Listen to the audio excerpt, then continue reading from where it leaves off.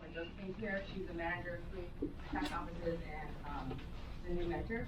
But it's kind of amazing that people don't have to pass a test to get a tax license.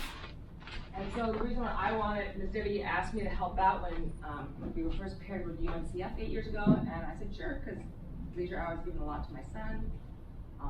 He's now a junior in college. And I also wanted to learn from him, because he was in junior high, that he needed scholarships and financial aid. And then I was going to get my either my accounting degree or a master's in tax. I ended up getting a master's in tax and work in tax and accounting now.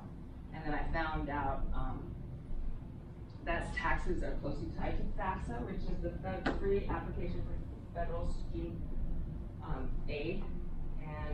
And then as I'm preparing for these talks, I've learned a lot in the past week. I'm just finding a lot about how the world is, how finances, how taxes, and I feel my personal calling in life is social justice. So that's maybe why I started with wanting to do malaria, and then being a reporter, and then a criminal investigator, and now I do taxes. Hi, good morning. Carol is a new mentor with us, and my fiance and I made cookies. They're chocolate chip, they're not gluten-free, sorry. Pandora's going to be Rice Krispies, so those are gluten-free. So Carol's going to hand it out. So the reason I want you guys to have cookies is because sugar is not evil. Our brain operates on water, oxygen, minerals, and sugar. So I want you guys to be alert because this, and thank you for the parents for coming and members of guardian, because unfortunately, as I found out, sadly, FAFSA is the only way in the United States to get financial aid. Now, some colleges, they tend to be the private colleges, tend to be the super elite colleges. I'm going to think of a different word than elite. I'll just say like Ivy and Ivy Light. They require a different application called CSS, College Scholarship Service. Some schools require both. But right now, 95% of the colleges require FAFSA. And the way they used to do this is I went to school at Berkeley decades ago, and like so old, like when I work with young accountants, I tell them there was no such thing as Excel or Google Sheets, and they look at me like, oh my God, you're a dinosaur, and yes, I don't get dinosaurs. But in the old days, you would fill out an application, give it to the school, and there would be a financial aid counselor making that determination. And it's hard to determine who really deserves financial aid or scholarships or grants or loans. So, and those, as you can imagine, there's lots of bias, which is, maybe another word to call it discrimination, whether it's unconscious, subconscious, or intentional. So they create this federal application, and then it's now morphed into different things. So first, it's great because you could apply it, and then it's like kind of even playing field. It's all analytics and metrics. Computer generates, and they give you an index number or number to determine your family contributions, what financially you deserve. And now it's morphed into different things where Congress now has determined like how Congress makes the laws, the president signs it. So when you hear about these tax laws and changes, it's not really the president, it's Congress and the Treasury Department. So now they just determine, do you have a Social Security number? Are you in this country legally? Do you have a felony?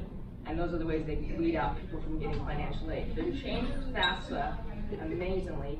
So next year, it'll be easier and better. They guarantee only about 35 questions. They guarantee that it'll be more inclusive, allowing foster kids, kids who have been emancipated, kids who are runaway or living in homes. Because before, if your parents didn't fill out FAFSA, you got no financial aid. So they opened it up. It's not as wide or as good as it could be, but it's getting better. And then I'm trying to cut my talk really short. I'm going to try to get like a 20-25 minutes. So that way, afterwards, people ask questions. I'm happy to go to another room to talk to parents and kids privately, because it's just like taxes. Everyone has different situations, personal situations, finances, their money, their life situations. I just want to keep it like confidentiality. Now, so the first couple most important things about FAFSA is it opens today. It actually opened last night. I started filling out my son's. I was surprised. It's like, wow. Because they used to, the important thing about FAFSA is when you turn it in and hit submit, the student has to hit submit, the parent or family has to hit the submit.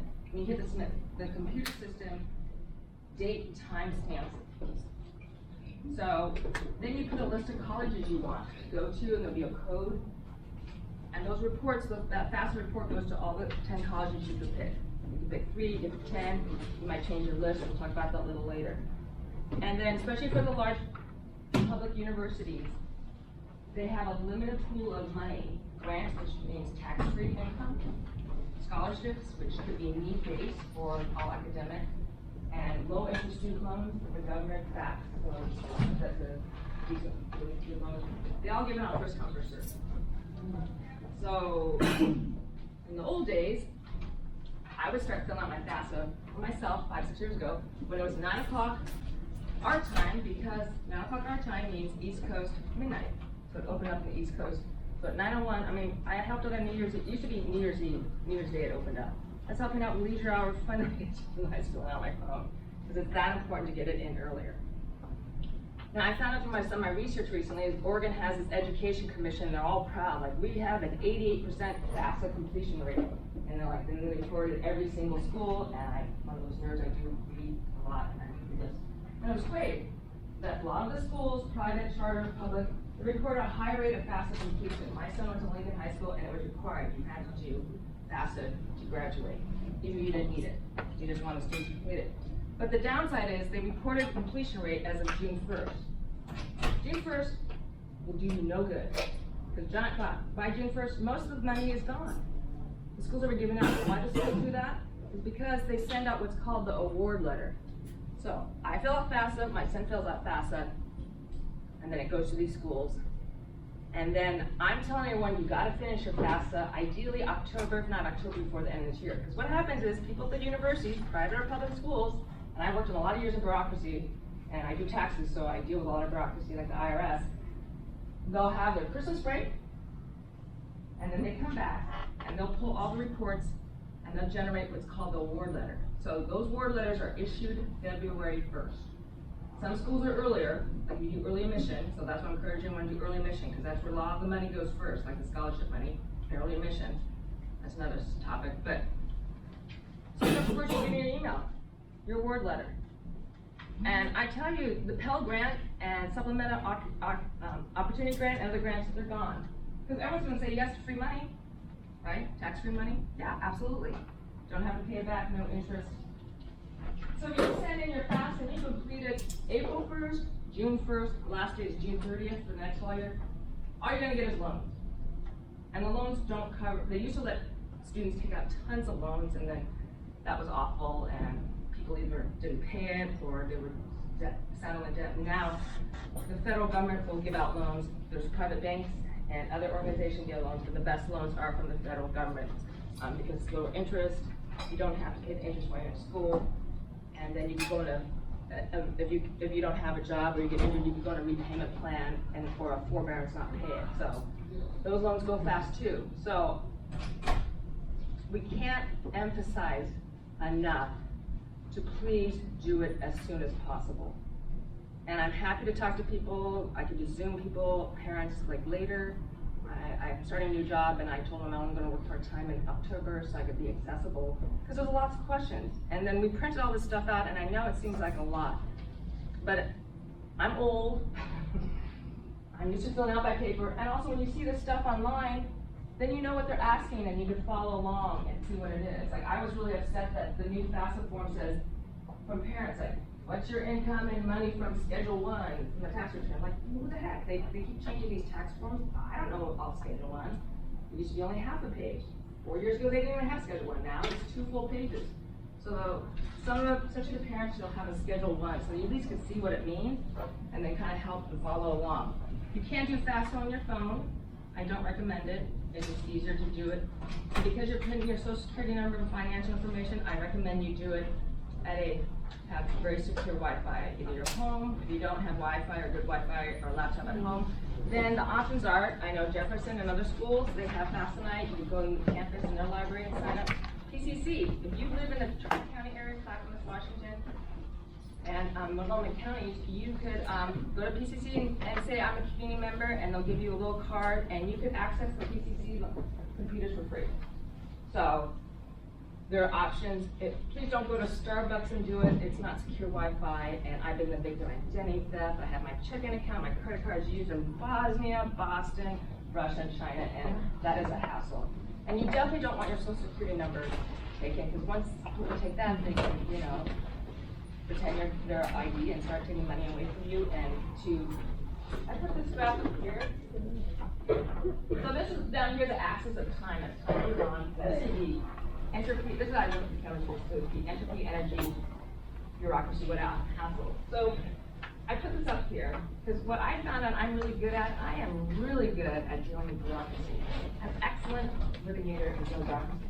So if there's a mistake in FAFSA and you're here, to put on happy face, to get back to this original happy state, you got to go through mountains of problems and bureaucracy. So this workshop, I'm giving you a lot of information because I'm trying to let you go smoothly, just like here to here. It's everything in life. I mean, even like all these tax benefits they gave out during COVID, if you didn't get it because you didn't file your tax return or whatever, to get that thing, you gotta like fight the IRS. That was impossible. They shut down. They only took 3% of the calls. There are like 11 million tax returns. You're still behind. So even if you get your tax, you gotta go here. So sometimes it's just easier to have things done. So that's why we're here, to tell you some of the tips and tricks of FAFSA, stress how important. We don't want anyone to say they didn't have a chance at financial. So that's why I put some of the information down here. We'll go over this a little bit, we'll go over that a little bit. One of the things I really learned, and it's changed in COVID. When I did my last FAFSA presentation in person, it was 2019. I learned about summer milk, we'll talk about that a little bit, and now I'm learning about wealth and equity. So all these government nonprofits, they didn't do much during COVID in the sense that they didn't have offices open, so they were just producing mountains of data that I found very interesting, and we'll go over that really quickly. But see that Brian has it up. I really am going to try to do my FAFSA thing in 20-25 minutes. I'm going to talk really fast and skip over some things possibly, but you know, most of the time when you're in a class or stuff, your attention span is 35 to 50 minutes. And you might take away 5 or 10 points, and that's okay. Because you all know that now, you got to do FAFSA in 2022. Which parents, that means if you have not filed your taxes, that means you have to dig out some taxes, or you got to dig out some financial information. The reason why we wanted parents and the students to do Gmail, because when they want more information from schools, like something simple information like, here's your award letter, we want to give you this money, will you accept it? Do you want to do work study or loan? They're going to send out an email. So a lot of times, the third of the people who qualify for this free grant called Pell Grant, they don't get it because they don't finish their application, they don't respond to emails. And everything's computerized, analytics, artificial intelligence, so it's like after they wait like a month or 30 days or 2 weeks, you don't respond to something, it's going to automatically go to another kid. So, I don't mean to scare you guys, but I feel my calling is social justice and it's wealth and equity. They found out, especially COVID, the wealthier 1% is the people who got to work from home, have jobs that have taxes. Their wealth is incredible. My fiance is a Nike executive. I do his taxes. He did well. He did very well. And so I know from personal experience. But most of America didn't do well. And that wealth and equity translate in getting into college. I found a sad statistic that Black or African American women take out the most student loans in America. And student loans, I used to be anti-student loan, but I didn't because of two things. One, I took out student loans for my master's. I was a victim of car accident, so they gave me student loans. I took it out to help pay for my bills and work part-time. I work part-time for partial reasons, and also I did get scholarships. So this works. I listened to other speakers. I got scholarships. My son got scholarships. Through my mentoring, I helped out PCC Foundation I work for, and Portland State School of Business when I got my master's. And my son and myself and the students have probably had more than 2 million in scholarships. So the tip we're giving you does work and can really help. And it is bureaucracy, and bureaucracy is horrible, and I'm still learning it. We've got to learn it all over again because they're redoing the whole FAFSA next year. But we're going to get you to the finish line. That's what really matters. And then what I believe in taxes and what I believe in social justice is people need to be informed. They need to know the facts. They're adults that can make their own decision, but I believe information is not let out. They don't want to tell you that the typical student who's saddled with debt comes from a poor family. They don't want to tell you that the typical person saddled with debt is African American women. I mean, we're not talking 10 or 20,000, we're talking 80, 100, 150,000, the kind that is life changing and, you know, prevention for buying a house. So, I don't know if you were gonna go or Miss Debbie's gonna do some announcements. I was gonna go ahead. Okay. All right. So, welcome everybody. Good morning. Good morning. Good morning. Give up everything. Alright, so welcome to session 2. As you know, we're going to have our FAFSA presentation, and that's FAFSA, not FAFSA, like I just pronounced it. Remember to go ahead and mute or turn off your cell phone during sessions. Please turn on your listening ears so you don't miss anything.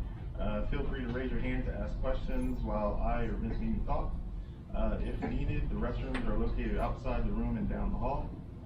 Emergency exits are the stairs at the end of the hall. Actually, this is an emergency exit right there, and like I said, in the middle of the hallway and all the way down the other end.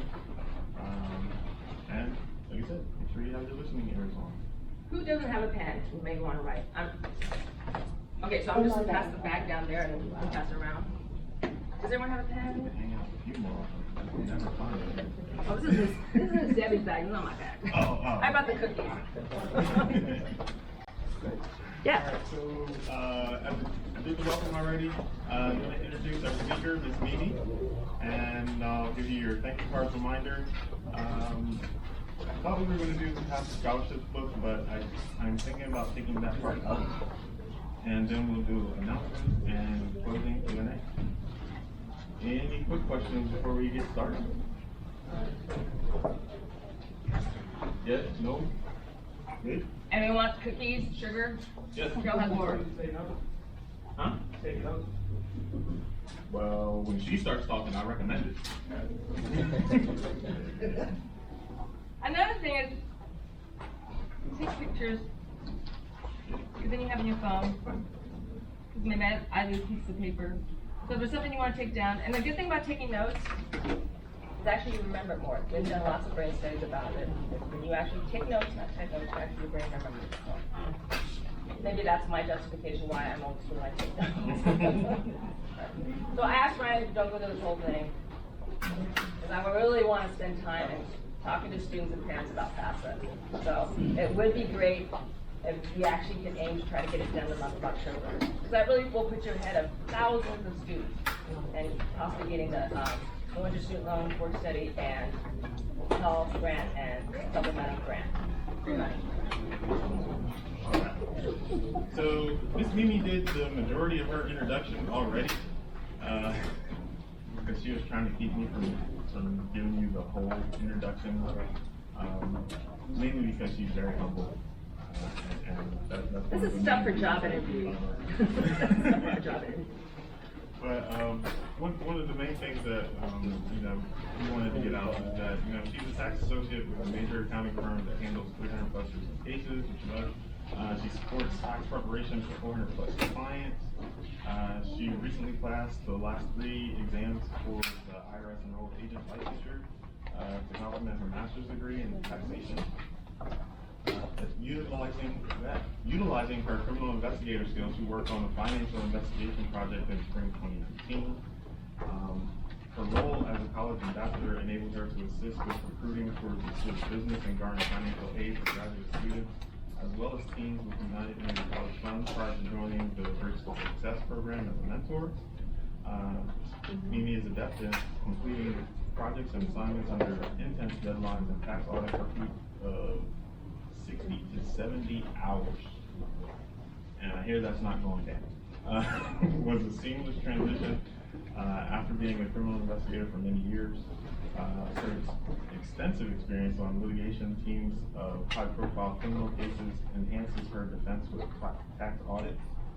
And in addition to all of the above, she is still mentoring youth, formerly with UNCF and now with our Bridge to Success program. She also supports the Leisure Hour Junior Golf program as a mentor, and she is an active volunteer with fundraising, college foundation, nonprofit groups, and financial aid workshops and sessions for students and their families. So she does this a lot.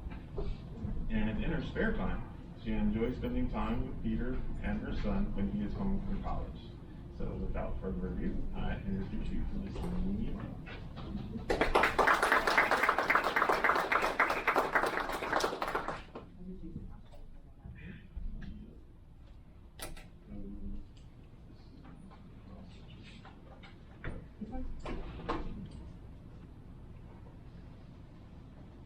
Okay, so quickly, what's financial aid? Grants, which is tax-free money, don't pay taxes, don't have to pay scholarships, which is you have to apply to get it. Loans, be high interest or low interest, and work study, which is you get a job and instead of taking out loans, you get paid, and some of the work study jobs get paid pretty well, and they're a great way to get a job because you get that experience. Odd thing is scholarships. Most scholarships in this country, I found this interesting, and I like statistics and factoids. Most scholarships are academic based. Everyone thinks, oh, scholarships, you gotta be poor, only poor kids get scholarships, blah, blah, blah. No, most scholarships are academic based, and nowadays, because everyone can apply for scholarships online, some of the scholarships are pretty funny and unusual. We have a parent in here whose student went through this program. He got a $750 scholarship about why he liked peanut butter.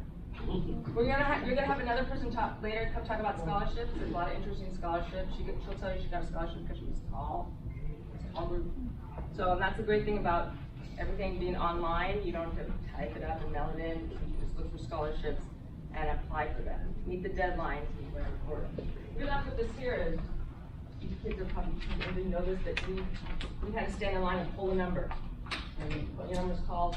You go. FAFSA is the same way. When you complete that form, the child or the student and the parent regarding the form is put together. The system says you're done. It is date and time stamped.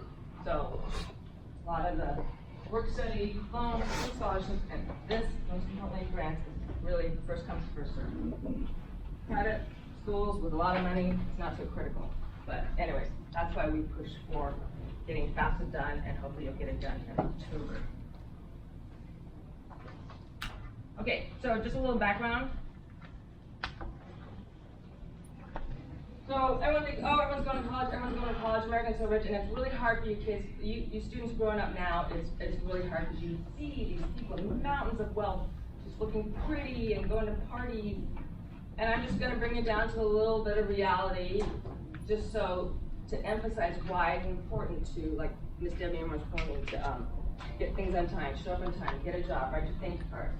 Because really, the world of money and wealth is, and this might be slightly outdated, and this is not my own graphic, 59, almost 6% of the net wealth in this world is owned by 6 people in the United States, if you think of the world as 100 people. 20 people out of 100 live in poverty. Like, we're talking like world poverty, not like, I gotta take a bus, I don't have a car poverty. They only own 2% of the wealth. So, college has and is still the fastest way and the best way to attain higher living standards and to get access to your options and more money. This is a reminder of the world. We're a village of 100 people. That's how it really would look. I know I'm Portland, it doesn't look that way, but that's how the world is. If the world were 100 people, this is outdated. I bought this graphic from this Japanese student who did this really cool graphic. I like them. But anyway, now the statistics changed. It's really, the world were 100 people in the village, 94 people in this world are not going to college, 6. So you guys need to think, if you get to go to college and spend your bachelor's, you are actually one of the luckiest, fortunate people in the world. Don't waste that opportunity. In the United States, 3% more women complete 4-year college degree. And you two think that was great. Oh yeah, there's more women going to school, get more opportunities. I think that just means that women, sadly, still get paid less than men, and they need to have more degrees in order to get the jobs. And that has been true when they've done studies at Google, Apple, universities, think institutes. I just put this on last night. This is a new FAFSA page. I didn't have all access to PowerPoint and Adobe, my new laptop, which is really unfortunate because it took me like an hour. But I wanted to put the new page on because I hate going to presentations where they give you old stuff. So this is what it looks like. Start here if you're new. Start here if you're new. I went here, because I've done it before, for myself and for my son. So even if you had a kid who's done with college 5 years ago, they'll remember your date of birth and social security number, so you'll be turning user. And then once you click that, it'll be like, are you a student? Are you a parent? So just go from there. So this is gonna be, they pass laws for a lot of reasons because of discrimination and access. And it's just cumbersome. Because I had Miss Debbie print out the form so you guys can see what it actually looks like for this year and follow along you do and what it looks like. But next year is gonna look different and it's gonna be fewer questions. They promised only like 35 questions. It used to be maybe about 200. And that's another reason why people didn't finish FAFSA. Okay, so last time I did this presentation in person was 2019. And I was horrified. I think of myself as an intelligent person, savvy.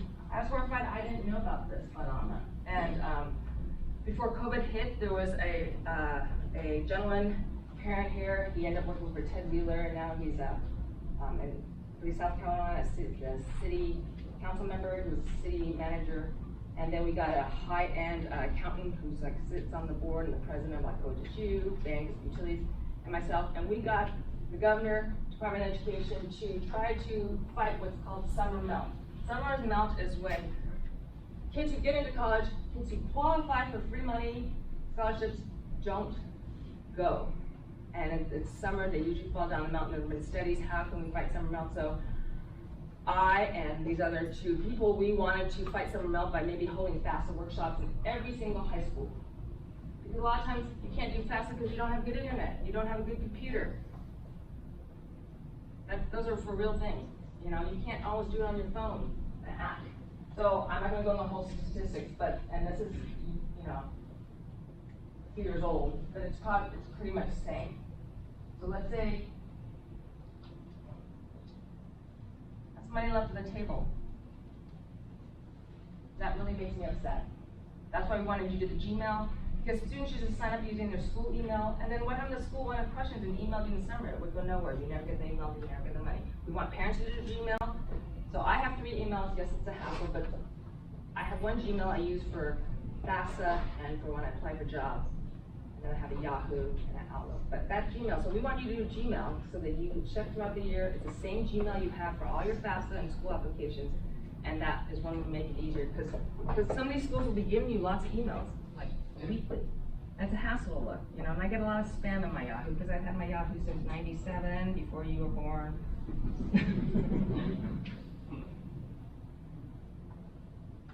So I put a circle around here. FAFSA verification. So there's a way to say, if you didn't file your parents didn't file your tax returns, and they say like, I haven't filed my tax returns, I'm gonna do later. You bet you, the school and FAFSA is gonna ask you. You need to verify it, and your application is not complete. So the reason why I circled this, well, here's a word that we talked about. The reason why I circled this is if you guys get any money and you work, you need to save some. That's another cause of summer melt, is where you might have to put a deposit for your dorm room. You might have to sign up for your class early and put a deposit down. Financial aid is not released till school starts. Some colleges and universities have gotten with the program and have been much nicer. They will release the money a week before school starts. Some have to wait till the day of school. So if you don't get money to pay for your dorm, you're not gonna have a dorm. You don't get money to pick your classes, you're gonna get the crappy classes, you're not gonna go to school. That's part of summer melt. I can't say how much you need, but I think it's always good to keep, maybe have a buffer of 500, 1,000. You can put some of the things on your credit card. This is, I mean, I told my fiance, I said, you know, I didn't work, I was a victim of a really bad car accident. Mercedes got totaled, and I was that year, and I ended up putting work in my study, counting stuff. But I told him he helps us through the cracks. And I said, your 2 kids and my kids, teenagers, they don't appreciate it. The cracks are like this. They'll start asking for money early. They'll start asking money in July when school doesn't start until September. And that's all part of summer melt. I just want people to be aware of that, you know, you get some graduation money, you go to college, keep a little bit, because you might have to start paying for stuff. Or you go to Rate My Professors and you sign up for class and there's like 10 professors, you're gonna go and Rate My Professors on it, and you're gonna look to see which one's the best one. And I'm gonna tell you that best professor is gonna be booked. So that's another reason to have somebody saved. So you get to sign up for the class that has really good professors. Or, as my son found out, he didn't want any 8 o'clock classes. His freshman Christmas class started at 1. So those fill up fast too. So it's not just, you know, just to get in college. This is also, you want to do things that help you. You know yourself best. Maybe you're not a morning person. You want that 1 o'clock class. You don't want to be stuck in that mean, old professor who doesn't know how to send emails. You don't want that at 8 in the morning. And that's pretty horrible.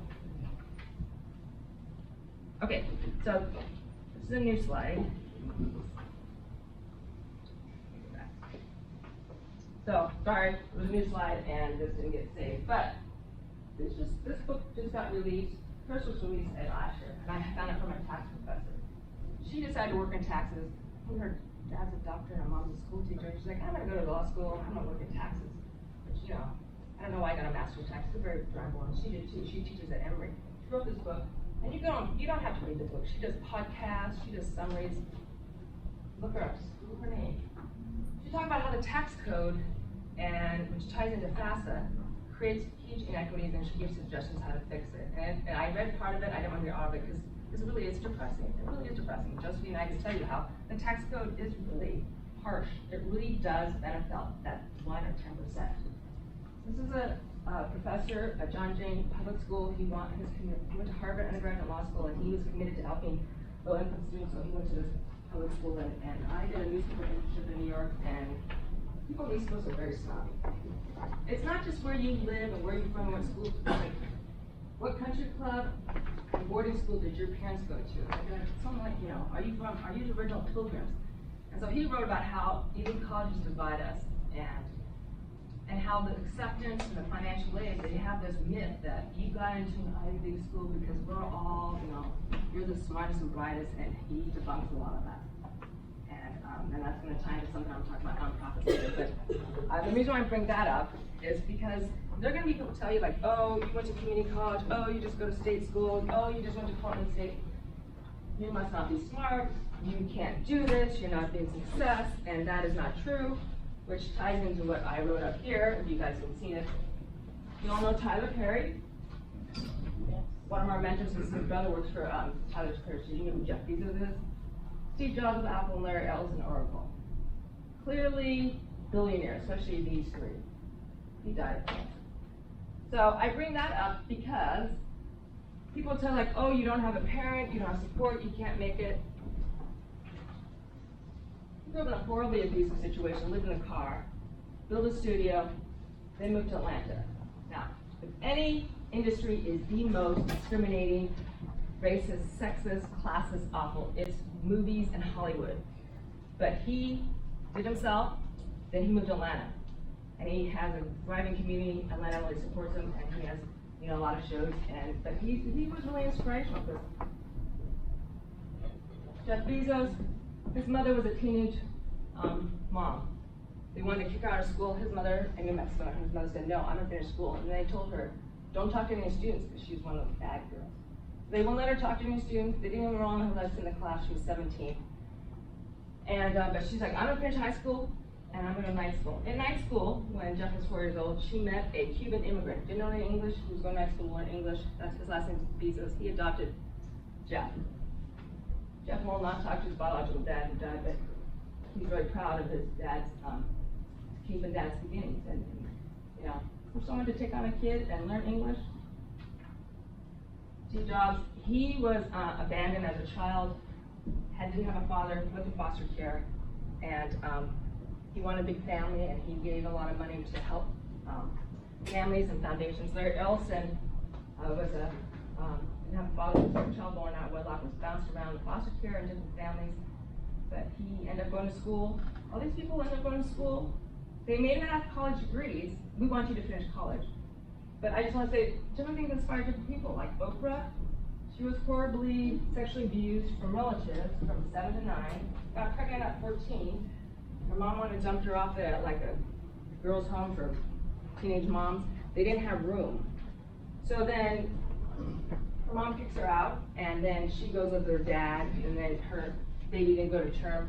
And her dad said, well, this is a blessing, this is what you could turn your life around. So at age of 14, she decided, I'm gonna do something myself.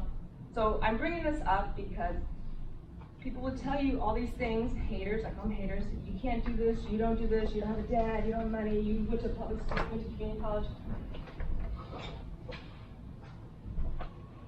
I'm not rich, I'll never be rich, but I just want to say that people can overcome odds and maybe different motivation. Thurgood Marshall's Supreme Court Justice, first African-American justice, had made landmark decisions.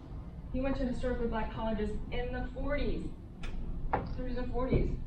And so then you'll hear people say like, oh, don't go to HBCU, don't go to Deep South, it's not good, you need to do this and this. Don't listen to them. You guys have to find a school that's good for yourself. Like I am a snob, I was a school snob. I wanted and my son was high school at Lincoln, he wanted to go to NYU, Georgetown. And I was like, wow, yes, back to this big school. And then I had to realize that's not him. He was very depressed in high school, he was suicidal. There were times I just worked part-time out of grad school. And I knew he needed to be in a smaller school. And he got a full ride, a presidential scholarship at the University of Oregon. And I said, you know, don't go there. It's kind of a big school, and he was really good in sports. His friends did great grades and did sports, and I thought he's just going to do the same thing, play Fortnite. He was on semi-professional team, and I'm just going to find what pot is and get high, join a fraternity. I told him that, like, I want you to go to Gonzaga because you have family, friends who are from Gonzaga. I like that school. It's a small school. It's a Jesuit Catholic school. There's no fraternity sororities. I'm not anti-fraternity sororities. I have friends who run fraternity sororities. But I just know my son, he would just take the easy way out because molecules and systems and people always take the easy way out. I learned that from a woman who was the first woman who got to teach chemistry at Berkeley. Molecules and people always take the easy way out. So for you to finish FAFSA, you guys gotta. The system, whether it's an education system, the housing system, the banking system, job system, there's just the nature of bureaucracy. They're just things in your way, and you just got to go over the hump. Like complete FAFSA. Like parents, get out your tax information and complete FAFSA. It's very tedious, but it's really the only way.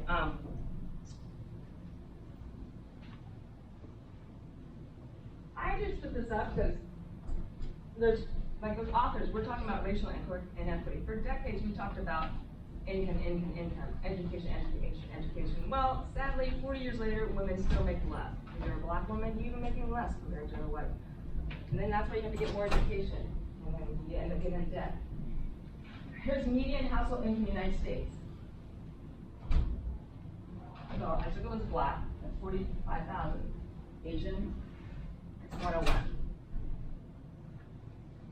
And a lot of that is because you went to college, got the better job. You didn't take out too much student loans. And the reason I bring out student loans, I had a student who, mom is a caregiver at a care home. Worked like, she got $1 above minimum wage and she had 2 disabled children. And so the student did well in school. She battled a lot of depression and suicidal, and she got out, she did good grades. So she got a lot of offers to colleges, private colleges, small colleges, and it was like $25,000 a year. And she's thinking, this is great. Oh, I get a scholarship, $25,000 a year. And I told her, don't do it. Because for her to pay for the other $25,000, school costs of $50,000, and then books, and most of these schools require that you live on campus for the first 2 years, at least a year. She and her mom would have to take out $120,000 in loans. Now, $120,000, you're making $1 or $2 above minimum wage, and you have 2 disabled kids, you're basically going to be crushed. And so she finally realized that, and she transferred to a public school. But this was after 2 years, she already took out $50,000, $60,000 in debt. And I'm throwing a lot of numbers around, and you young generation, with TikTok and Twitch, you hear all these people making millions of dollars, and who's a billionaire. So just to break it down, for every $10,000 you take on student loans, your payment is about $100 to $200 a month. It depends on the interest rate. So what does that mean? So if I take out $100,000 student loans, you could add up. And remember, there's taxes. So if I need to pay $1,000 a month in student loans, I really need to make almost $2,000. So that's why low interest student loans are better. Or if you could avoid it, just maybe take out later that I made my son take out some student loans because I want him to be responsible for someone's education. And he's lazy. He knows that. And I figured if he had some debt, then he's going to try harder to get an internship and a job. He'll admit he's lazy. So he'll come out with about maybe 15, 20,000. Okay, so this is, decades ago they all talk about income, but they're finding out it doesn't matter how much you make. Even as a black person, an immigrant, really what matters is wealth and equity. So here, Like a specific black average household maybe has wealth and equity is basically what money you have that you own. So let's say I have a house that I bought for $500,000 and I have a $250,000 mortgage. If it's worth $500,000, like I could sell it, then I have $250,000 wealth. You know, I have money in my savings, I have some investments, whatever. White, still almost $200,000. A lot of that's a house. So when you guys learn how to fill out FAFSA, this will help you in the future because you'll know how to fill out a mortgage application. You won't be scared. You'll know how to fill out these. I just got hired up at IRS when I got to get a job. Oh my God.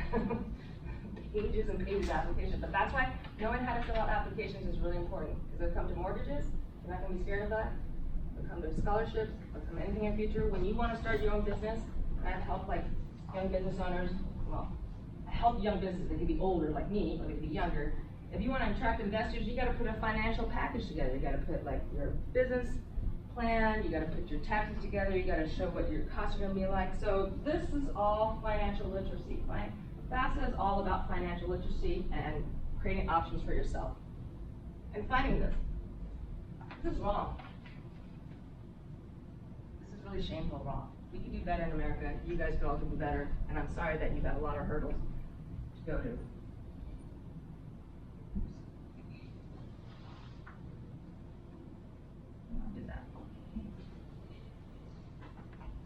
Okay, I did this because, you know, if you watch the Olympics, sometimes you're just half a finger ahead. You're half a finger ahead and you get that gold medal. Then you get $50,000 from a country. Then you get to be in a Wheaties box and then promote medication and you get all these speaking gigs. You go, you know, some of these athletes and stuff, they go speak to someone, they get paid $50,000 or $100,000 just to talk to them. Like I'm doing. Show up for town now. So, finish before Christmas, your FAFSA, meeting your parents or your guardian, ideally in October. I'm sorry, some of you have to stand with your parents, ask them, like, Mom and Dad, I'm not going to go out. You need to sacrifice something. Can we sit down? Or can I come see you? Meet your deadlines, that means checking your Gmail. Know that you're worth it, because only you can take care of yourself. And don't be a statistic. Don't be that person who started college, didn't finish. The worst thing is that you start college, you take out a bunch of loans, and you don't finish. Then you're stuck with loans.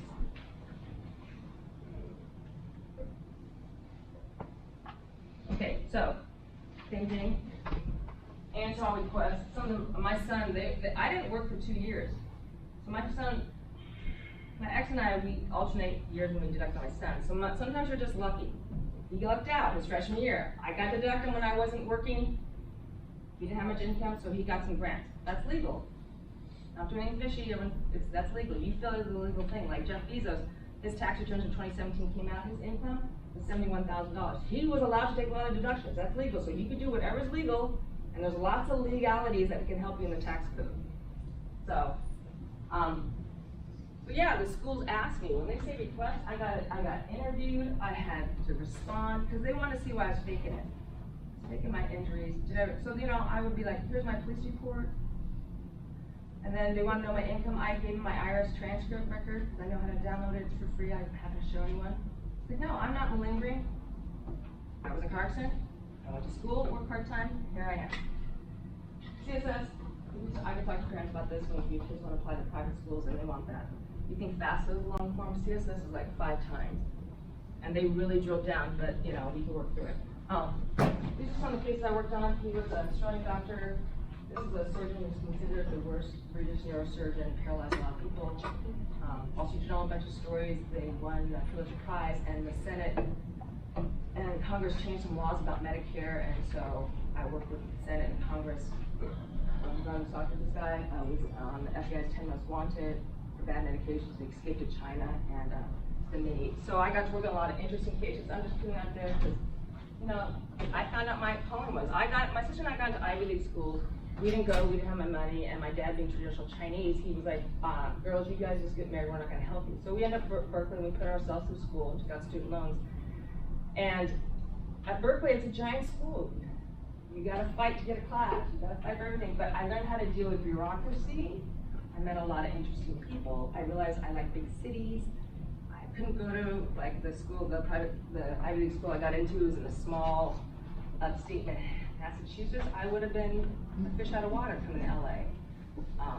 And going to some like snowy area, that would have been awful. I probably would have just got depressed and then quit school. But so you need to find your calling and stick with your guns, ignore the haters. Maybe. Yes. What does CSS stand College for? Scholarship Service. Oh, Same okay. people do the Princeton Review and stuff. I just call it CSS. Okay.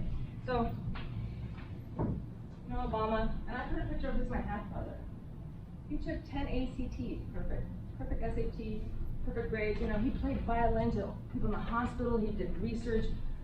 Out of my dad's 4 kids, I am considered the stupidest person. I accept that. I have to work really hard for my grades. But I know that about myself. My sister got perfect test scores. She got lots of scholarships and stuff. And that's okay. You just gotta accept who you are and just work with it. Like, I know I need to study harder. I know I couldn't get a, you know, I can do the PhD and stuff like that. I tell my son, I don't want him to be one of those Asian parents that you gotta go to college, you don't go to college, you don't go to college, you're a failure. That's not true, we know that, because, well, up here, in college. College, I tell my son, and I tell all students, college could be the best time of your life because you're an adult, you get to meet friends, you get to see your friends almost every day, and your schedule is not stuck to a desk. I don't recommend people doing taxes or accounting because I'm at a desk with screens. If I had to do my thing over again, I actually probably wish I became like an electrician. Because you get to go out, electricians need to know math, you get to start your business, you get a pension, you don't have any loans. And you get to meet a lot of people and you can help small businesses or big businesses, so I probably would have done that. And so that's why I really appreciate Bridge to Success and mentoring people. You could do it at community college. You can get what's called a trade. And nowadays, because of the economy, a lot of people retire and stuff, it is much easier to get a trade. Sometimes it was a waiting list, and we know there's discrimination there because it was, Karen could talk to more about that. Not dissing your organization.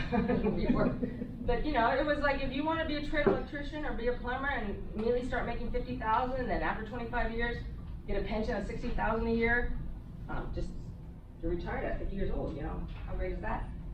They would just tell their buddies. And then you had to apply. But now, since there's much more openings, it is much easier to get in the trades, and the fastest way to get in trade is like, let's go through a PCC or Platinum, because they have a lot of programs where you get your AA, immediately start, and other people will talk about it more in detail. So please don't think I'm saying college is the only way. College has shown to be the best way as a demographic on the whole to gain social mobility and financial ability and stability, but it's not the only way. So college is not for you, or maybe you want to just try out a community college or just go to a 4-year school for a year and you decide it's not for you, you want to switch. Good for you. You have a right to do that. It's good to make changes and realize before you finish college and you decide you hate it and you have like $120,000 in debt. Remember, you're good enough. It's your journey, detour is allowed. So you don't need to know your major. I know they're gonna ask you that, scholarships are gonna ask you that. And I'm gonna say this to everyone. If you like something like psychology, make it a little more science, because more doors will open for you for money and scholarships. So it could be psychology with HR analytics. Everything's analytics now. If you want to run a business, you have to know computers and analytics and metrics. It could be psychophysiology or psychopharmacology. There's not that many jobs for psychologists and therapists, like $12, $15 an hour. But if you just do maybe HR or work in pharmaceutical or study, so that's just my little tip. You could change your major, but right now, like if you want to, like let's say you want to major in English, put like a career to it, because scholarship committees are going to think more about that.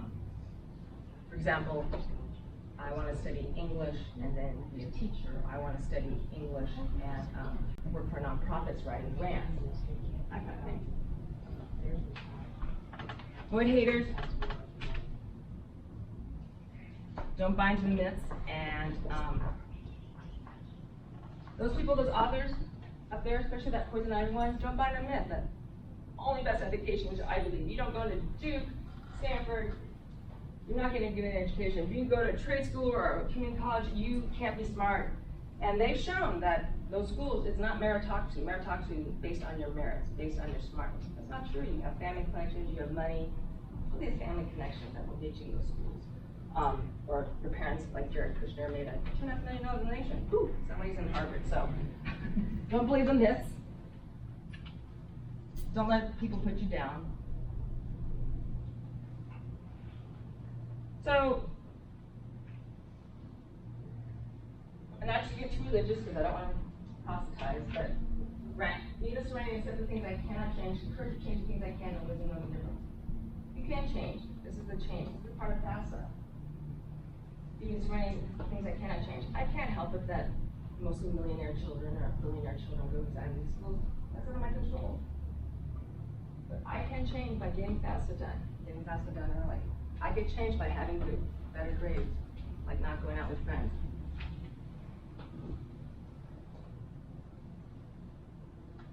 Take a break from social media. I encourage everyone to read, not just TikTok, not anti-TikTok. Get the facts about the Ivory Tower. So why is school so expensive? Lots of things are more expensive. Why is it so expensive? So when I went to school, the head of my college, UC, and it's a public school, so the salaries are determined by the government. The president of the university might get $200,000. Now, when I went to school, that was a lot of money. I still think $200,000 is good based on what you've seen about that. I'll go into that details. But now they're like presidents of universities getting $4 or $5 million. The wealthiest person, the person with the highest salary at Harvard is paid $15 million a year, and you think that's the president. Well, that's the head of a law school or a business school. No, the person who makes $15 million a year 2 years ago at Harvard is the person who managed their investment. Yeah, and so we'll do a little detour here. You can see that I'm going to show you the light. So this is what it does in taxes. So I just wanted to throw after 2 years of quit. I did most of these nonprofit tax returns. There's 26 different kinds of tax returns. You always hear this number, 501c3. Maybe you don't. I'm going to teach you something new. 501c3 is a true nonprofit. So any donations you can do right off your taxes, like you take a deduction, you pay less taxes.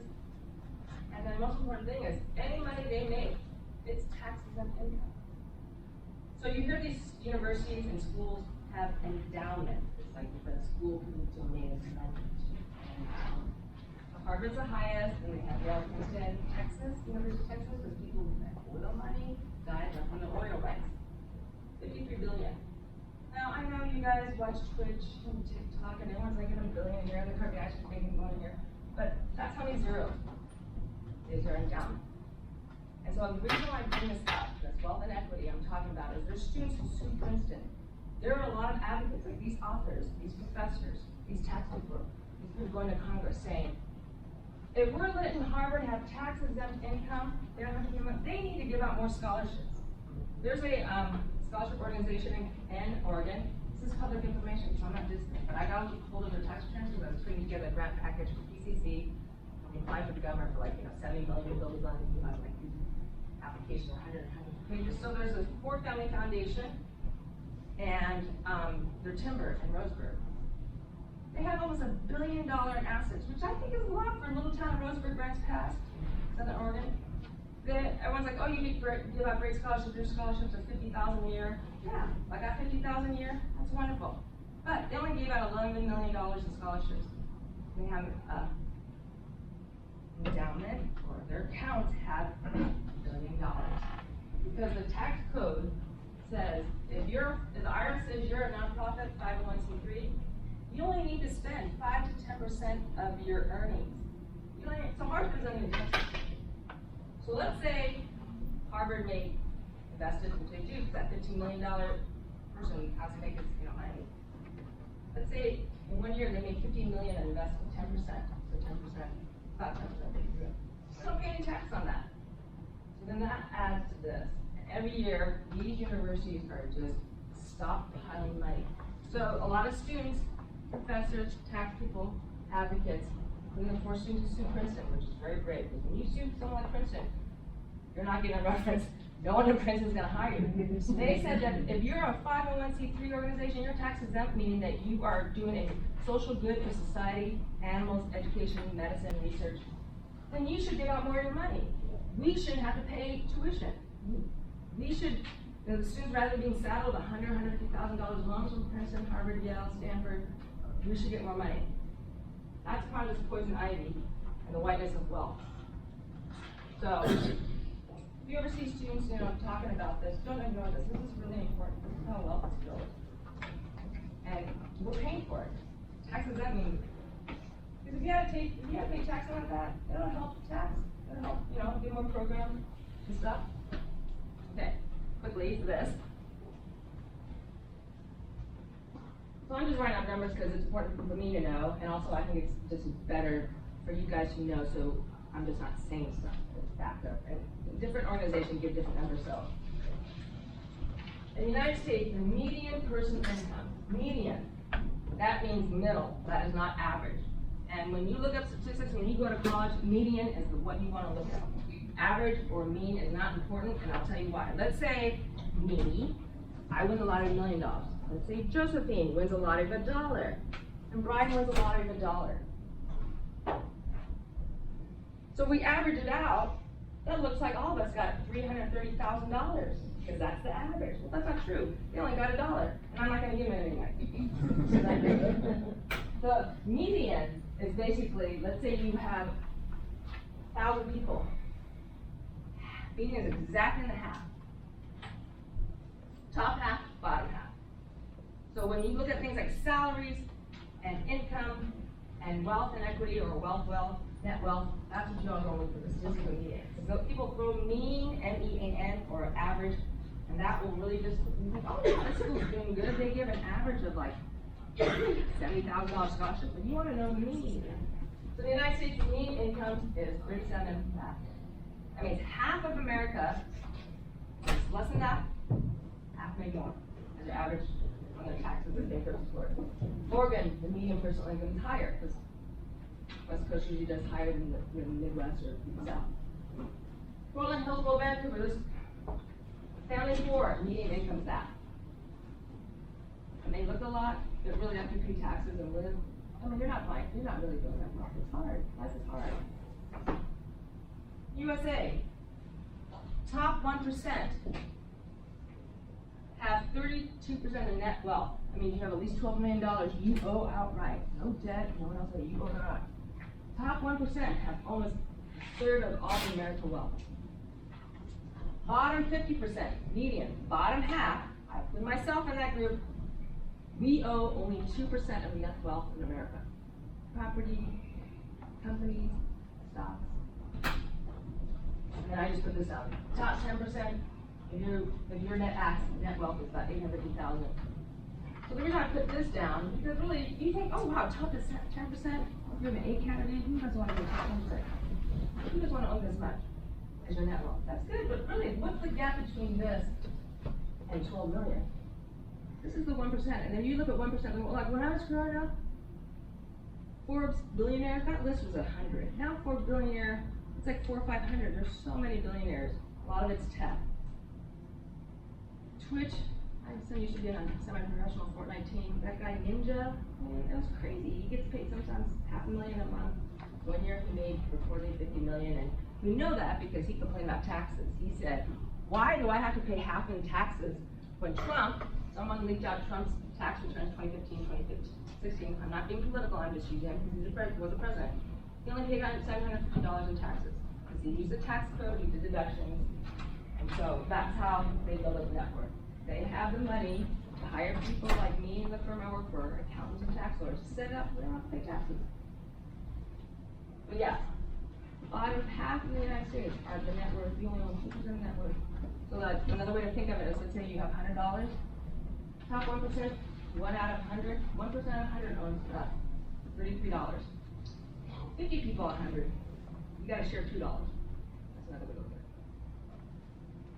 So, when you learn FAFSA, you learn what's financial literacy. When you learn about those numbers like that, we call that critical thinking. So don't have anyone tell you you don't know critical thinking. That's critical thinking. The nonprofit, when you see students protesting when you go to campus, you want to do a lawsuit about why is this tax exempt? Why can't you get out more scholarships? Why am I taking out $100,000, $200,000 loan and you have this endowment? You don't know why, because the tax code. That's called critical thinking. So when someone says, oh, you went to Jefferson or you went to public school, they don't teach critical thinking. This is critical thinking. How do you think critically? at the surface, that's critical thinking. Filling out FAFSA, that's financial literacy. Very important. Because when you get through this, and you know this, even parents, you won't be snowed by like a mortgage application, or when you want to start a business and they start asking you to provide your financials so you get investors. So these are just different stories. I was like, I was recording my art, I watch a lot of TV. So I happened to watch this ivory tower from CNN, and I was just like shocked, like, oh my gosh, that's why schools are so expensive. You know, when I talked about schools like building a pool, paying the presidents like $5 million, which I think is ridiculous. Return on investment. There are websites you can look like, what is my return on investment? Am I gonna go to this college and pay this amount of money? What's the return on investment, ROI, that's a business term. Like, how many people graduate? Now there's education advocates, wealth equity advocates, and people in Congress who want more public information from college. We want to find out what your students, how many kids you graduate, how many of you get a job, how much is debt. Colleges hide that, hide a lot of that. Like that whole Poison Ivy book, they're gonna hide how many kids. Like graduating from Ivy League schools, and he went to Harvard, so he could just his own school. Only six out of 100 graduates, no, 4 or 6 work in government or public. Most of them, 64 of them, go work at investment fund, hedge firms, making billionaires return, making self-employed. I'm just going to read this out. There's a tacit agreement, that means quiet secret agreement, between these exclusive Ivy Plus schools, that includes like Stanford and Duke, and white affluent suburbs that create de facto segregation. De facto means like basically, it may not be written down, but it's segregation. And as a college degree continues to be the surest route to upward mobility, which it still is, then inequality bred in our broken higher education system is now the principal driving of skyrocketing income inequality everywhere. So I saw this with helping Ms. Debbie work on this. I saw a lot of these kids, you got good grades, you got volunteer, you qualified Pell Grant, you know, you're supported by one parent, your income's low. And these colleges like will woo you. We'll give you $25,000, even though every year might cost $70,000 a year. You just need to take out a $50,000 loan. Because they want to seem like they're helping, and then they could put you on the cover of their website. We believe in equality. We believe in equality so much so. Look at the BIPOC kids we have. Look at the women kids we have. Look at the gender fluid resources we have. Which is all great. I'm not dissing. I'm glad. But know that schools need to market themselves, and it's back to the nonprofit thing. You're a nonprofit, they need to give you more money. So if they really want you, you guys have the right, when you get your ward letter, to ask them, give me more money. That's why private schools sometimes might be a better way to go to school, whether it's HBC or private school, because private colleges have larger endowments. They have more people giving scholarships. You could have a person like, yeah, I did well in the stock market, let me give some money to college. And that college financial aid, be nice to your financial aid advisor. They'd be like, oh, okay, I'm just gonna move some money from this pot and give it to you. Or like, oh, you're thinking about our school, but another school, we really want you, and you're like, okay, well, can you close this gap? I mean, don't be rude. Be nice. You know, don't say like, you gotta do it right. It's like, can we close the gap? Those are nice buzzwords. Or can we see how we can assist this? You know, this is not gonna be really feasible to me. I like to see the award letter increase or amount increase. People like those kind of nice languages, you know, it's like playing golf or going to a tennis country club. Close the gap, and they can just switch and give you a scholarship. So that's why I encourage people to apply to private schools and HBCUs, because there's money, and you don't know the donors where they could like, oh, your award letter, FAFSA, you and your family got to come up with $25,000 a year. Well, maybe that college would close the gap and give you another 10 or 15,000. So, FAFSA. One part about it is you list 10 colleges and you have to put the college code on the FAFSA thing. So you type in like, you know, I want to go to a college in Oregon and let's say Portland, and only show a college, and there's a code you got to put in. So when you do FAFSA and you complete it, your parents complete it, they send out this report to 10 colleges. I'm recommending people to do 2 things. When you fill out FAFSA, don't do all 10. Just maybe do 7 or 8 or 5, and then add colleges later, because maybe you want to find out you want to do a college later.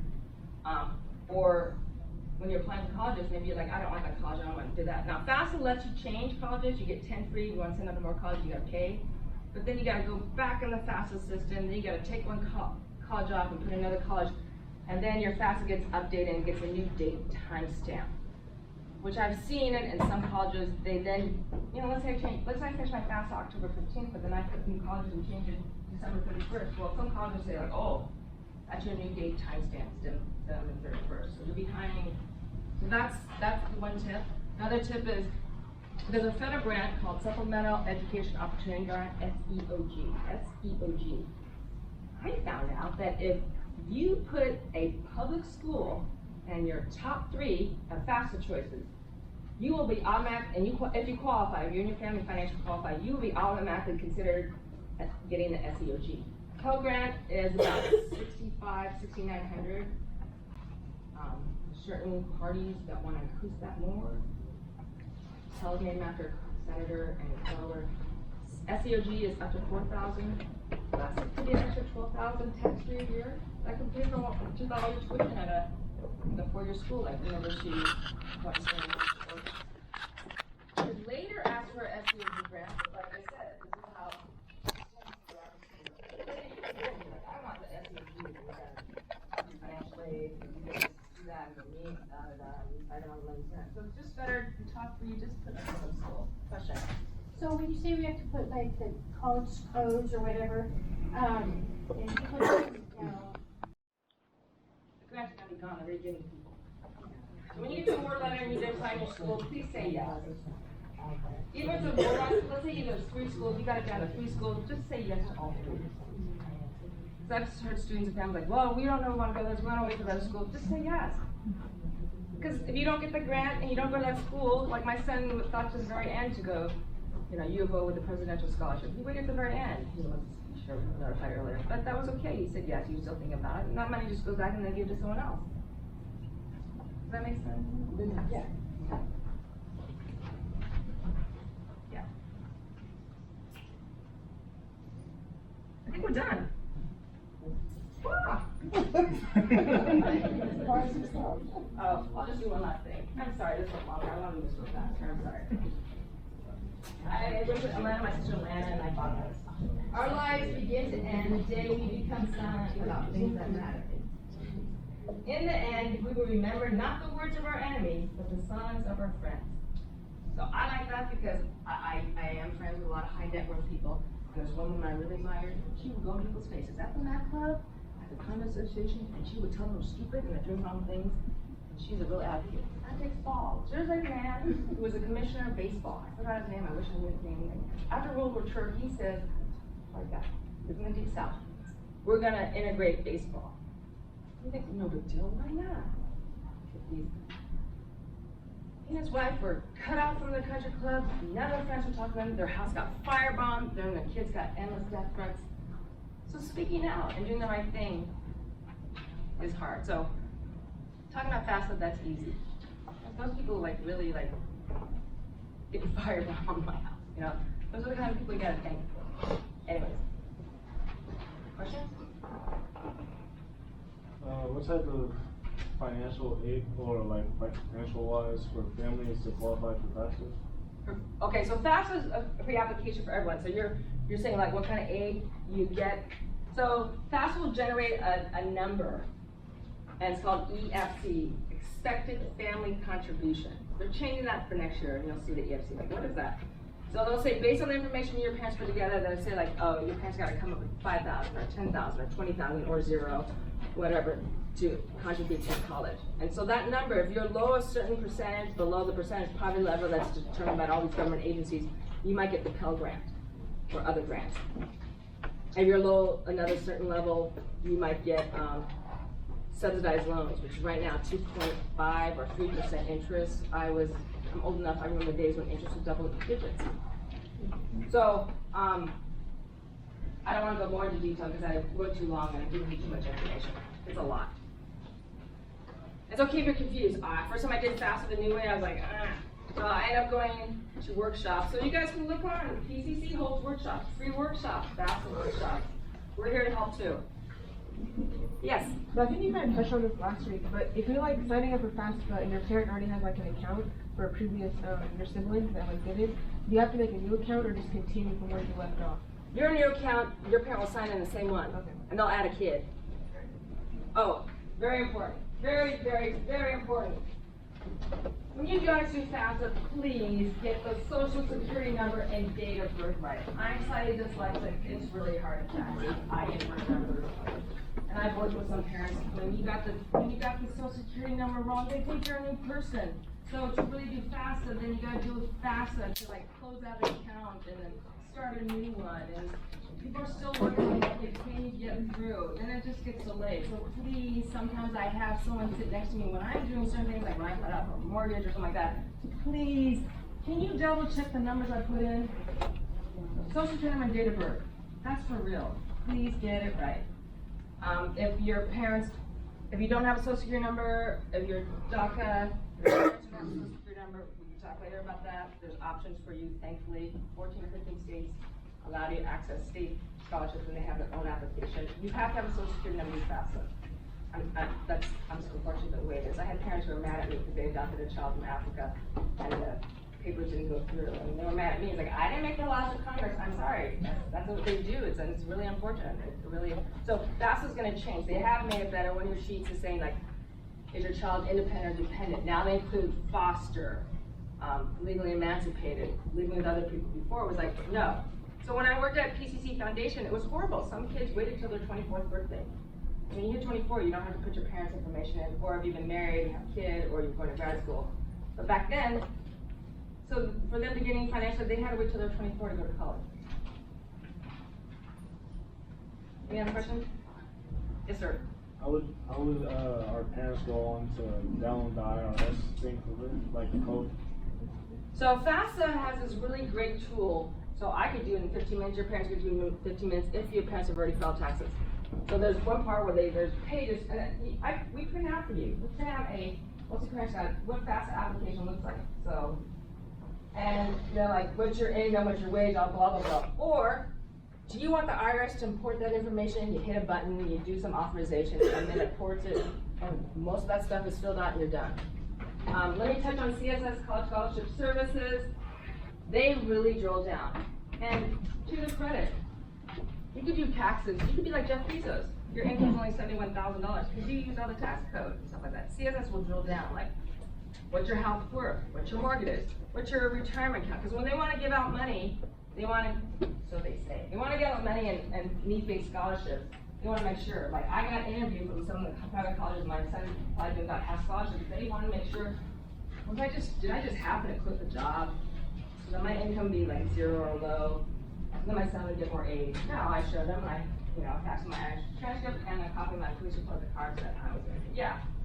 I like to say that CSS tries to even the playing field, but after reading this, they're getting better, but still there's huge inequality, so I don't want to. So, let me touch on what work study is. Work study is where you can get a job instead of taking out a loan. They give you a grant like, okay, we're going to give you work study of $5,000, so you have to take out a $5,000 loan. On the FAFSA, they're going to say, do you want work study? Yes, no, I don't know. My tip is going to say no. Unless you really don't want to take out any student loans and you really want to work. And the reason why my tip may be no is because you want to see what you get. Because not every student really wants to do work study. Because unfortunately, some schools, work study means you got to work at the cafeteria. Not just in the cafeteria. I worked at the cafeteria in college one semester. I had a lot of fun friends. But then I got my lab job. So in some college campuses, your work study, if you want to do it, you get some great jobs. You get to work with professors. You get an instant recommendation. Or maybe you want to work at a student center and just like be out of your room and you don't want to take loans. But unless you really want to work and want to do work study, say yes. But if you really don't know and the odds are you don't want to do this, say no, because in that way the system, the analytics, the metrics computer will then try to determine and help you get more or better financial aid. Loans, they're subsidized, unsubsidized. I won't go into that. This is a lot of information already. We can talk about this later, but basically, there's good loans and bad loans and really bad loans. So, we fast will help you do that. I'll just leave it at that. We're here. You guys are lucky because you don't know what you're doing. YouTube has a lot of FAFSA tips. A lot of websites. So don't tell me, I don't want to hear, I can't get it done. There's an app, you can do something on your phone. You could go to PCC, like I said, you could go to a library, your parents can get on a computer and do it for free. They let you. You pay a lot of taxes for community college. They let you just as a community member. They give you a library card, you go and you do your thing. And please take, if you have other questions, all community colleges, even the especially community colleges and some of the community colleges will have FAFSA workshops. They're free. Go to it. They will give you tips I don't even know. I probably got to like 18 FAFSA workshops. Everywhere I go, I learn something new to help me or my son or, help dispense to you. Yes. So for the ESC, is that how much you're losing in after contributing to college, or how much, or the back of it? The max. So, do you want to talk about EFC a little bit or no? Okay, so EFC is a expected family contribution. It's going to be kind of scary high. Because like, parents will put in the information like, what? I'm supposed to come up with $12,000 a year for school? Oh my God. So you could have them recalculate the FAFSA, but the better way I've seen it work is, this is where this all depends on your students. You narrow down your school choices. Please do it earlier. Earlier the better, because as soon as you narrow down your school choices, then you and your parents can talk, contact a financial aid, and you want to get a financial aid advisor or counselor. Because that person could be your best friend and advocate for you. And from there, you feel like, look, I have an EFC based on my taxes, but that's not the situation now. I have medical bills, or we're moving, or whatever, and they could change it. So you want the financial aid advisor, or financial aid counselor of the school you want to be your advocate, and they're happy to do that. Don't ask them like in May, June, July, August, and they're really busy. Ask them earlier. So that's what really kind of helps you know which school you want to go to, and maybe you haven't made your decision. You could, because of COVID, everyone has Zoom or Microsoft Teams. You could Zoom with your financial aid advisor. At Gonzaga, when my son goes to school, I was like interviewed by the associate director because she was like, are you still really working? So here's a crazy thing about FAFSA. This is the last thing. It's really confusing. So you guys are going to school 2023 to 24, right? If you go to school, you might go trade not. FAFSA is due in 2022. Technically, you have to 2023. I'm not going to say that. I'm just saying FAFSA is due sometime 2022. They want tax information from 2021. That's crazy. You want tax information from your parents from 2020, and your tax information, you have to be one of those people that have a Twitch account, you're making thousands of money, you gotta report it. Cash is income, you're tough, tons of tech, report it. That's the only tax thing I'll say, anything else. 2021, to determine stuff. That's why the expected family contribution you were asking can change. Because maybe in 2021, I sold a house. Or business, I made a lot of money. Or maybe I lost my job and I haven't found another job. So that's why FAFSA is kind of fair, because when you do in 2022, they want 2021 tax information. And it's very confusing. It is. I forgot from on my head. Yes. Hi, Brian. Hi. Malcolm and I were very gung ho. We got ours FAFSA done last night after midnight. And hit submit, it's being processed. We're very stoked and relieved. Lucas, did you do yours? I'm putting you on the spot. You're getting yours done today, right? Yeah. Okay. And so we already hit submit on process, and then I read your little tips. I realized there's a financial thing you need to change. So do I have to wait till that 3 to 5 business days that it's finished processing before I can change it? Because I went in this morning, I wasn't sure, I couldn't see where I could go and actually. Isn't there an edit function? You log in again, you do an edit? I looked very closely. I'll look Try at it. that afterwards, yeah. So. Okay, so another thing we push, Bridge says, says, do not wait till the end. Let's say their scholarship is due March 1st. Do not wait till March 1st. Wait, do it like 5 days earlier, because platforms will crash. I was one of those people that I learned the hard way. I applied for scholarship. I keep trying to apply, and I finally submitted at 3 in the morning. But yeah, so I bet you might not be able to get in because it's open today nationwide. So it might be like giving you a message and then make your maintenance. Right. So just put in your mind, I run late. It's bad. I came here early. But just put Miss Debbie's taught me, like, when she got married, I was first one to show up, and I was like all impressed. I'm like, whoa. On time. But yeah, so just be aware that these are online systems, you have millions of people playing there, so. Right, right, I bet you can change it, but it may not let you, because so many people are doing it. Okay. Yeah, it's not because you can't, it's just because Yeah. it might be systems loaded. Right, right. Yeah. Okay. Question. Yep. So isn't your EFT, doesn't that, when they get that number, include, loans and things that they can, that will contribute? So basically your EFT will, let's say it's 20,000, they feel like it's going to pay 20,000. It will include like, they'll have a package that has student loans, work study, parent loans and all of that. So it won't be 20,000 your parents have to pay, but 20,000 that they feel like you can contribute. So EFC, expected family contribution, yes. Then what your packages will come in a award letter. Yes. Yeah. Okay, because Yeah, thank you for the clarification. Did that make sense? Your EFC is what they expect your family to contribute, and your family contributes, but then your award letter, you fashion around the EFC. So let's say my school is 60,000 a year, dorm tuition, and they say I can contribute 20,000 in my award letter, and I want financial aid to finish that sometime, they'll try to package something that's 20,000. Does that make sense? And you're gonna get different reward letters from the different colleges that you Yes. put in there, right? So, Exactly. just put in five, I'm gonna get 5 different award letters of 5 different little, different packages. Yes. that they're offering us. Yes, but that EFC, they'll all see that. And then your expected family contribution, the dollar amount, that will do from for CSF. So the next year, I think they'll even allow a negative expected family contribution because they do have a lot of debt, medical, so much. I have to see that. Question about that?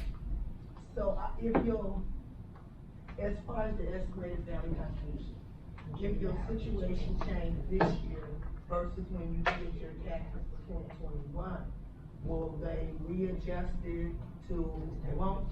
Only if you go to the financial aid counselor. There's nowhere on FAFSA to put that. It is tough. And I've had families like, and I'm like, you know, yeah. Well, I'm asking because I kind of think, without divulging too much information, my student would be better with my income of last year versus this year, Last year of 2021? with 2021. Yes, so remember the example, I didn't work with a car accident, and I worked part-time, and every other year my son, I deduct my son, my ex deducts it. His freshman year, he lucked out, my income was low. Even though I was working, into my master's, I worked the system. Thank you. It's not illegal. But then they wondering, like, is she just really faking it? So then that's why I got more emails. You can't serve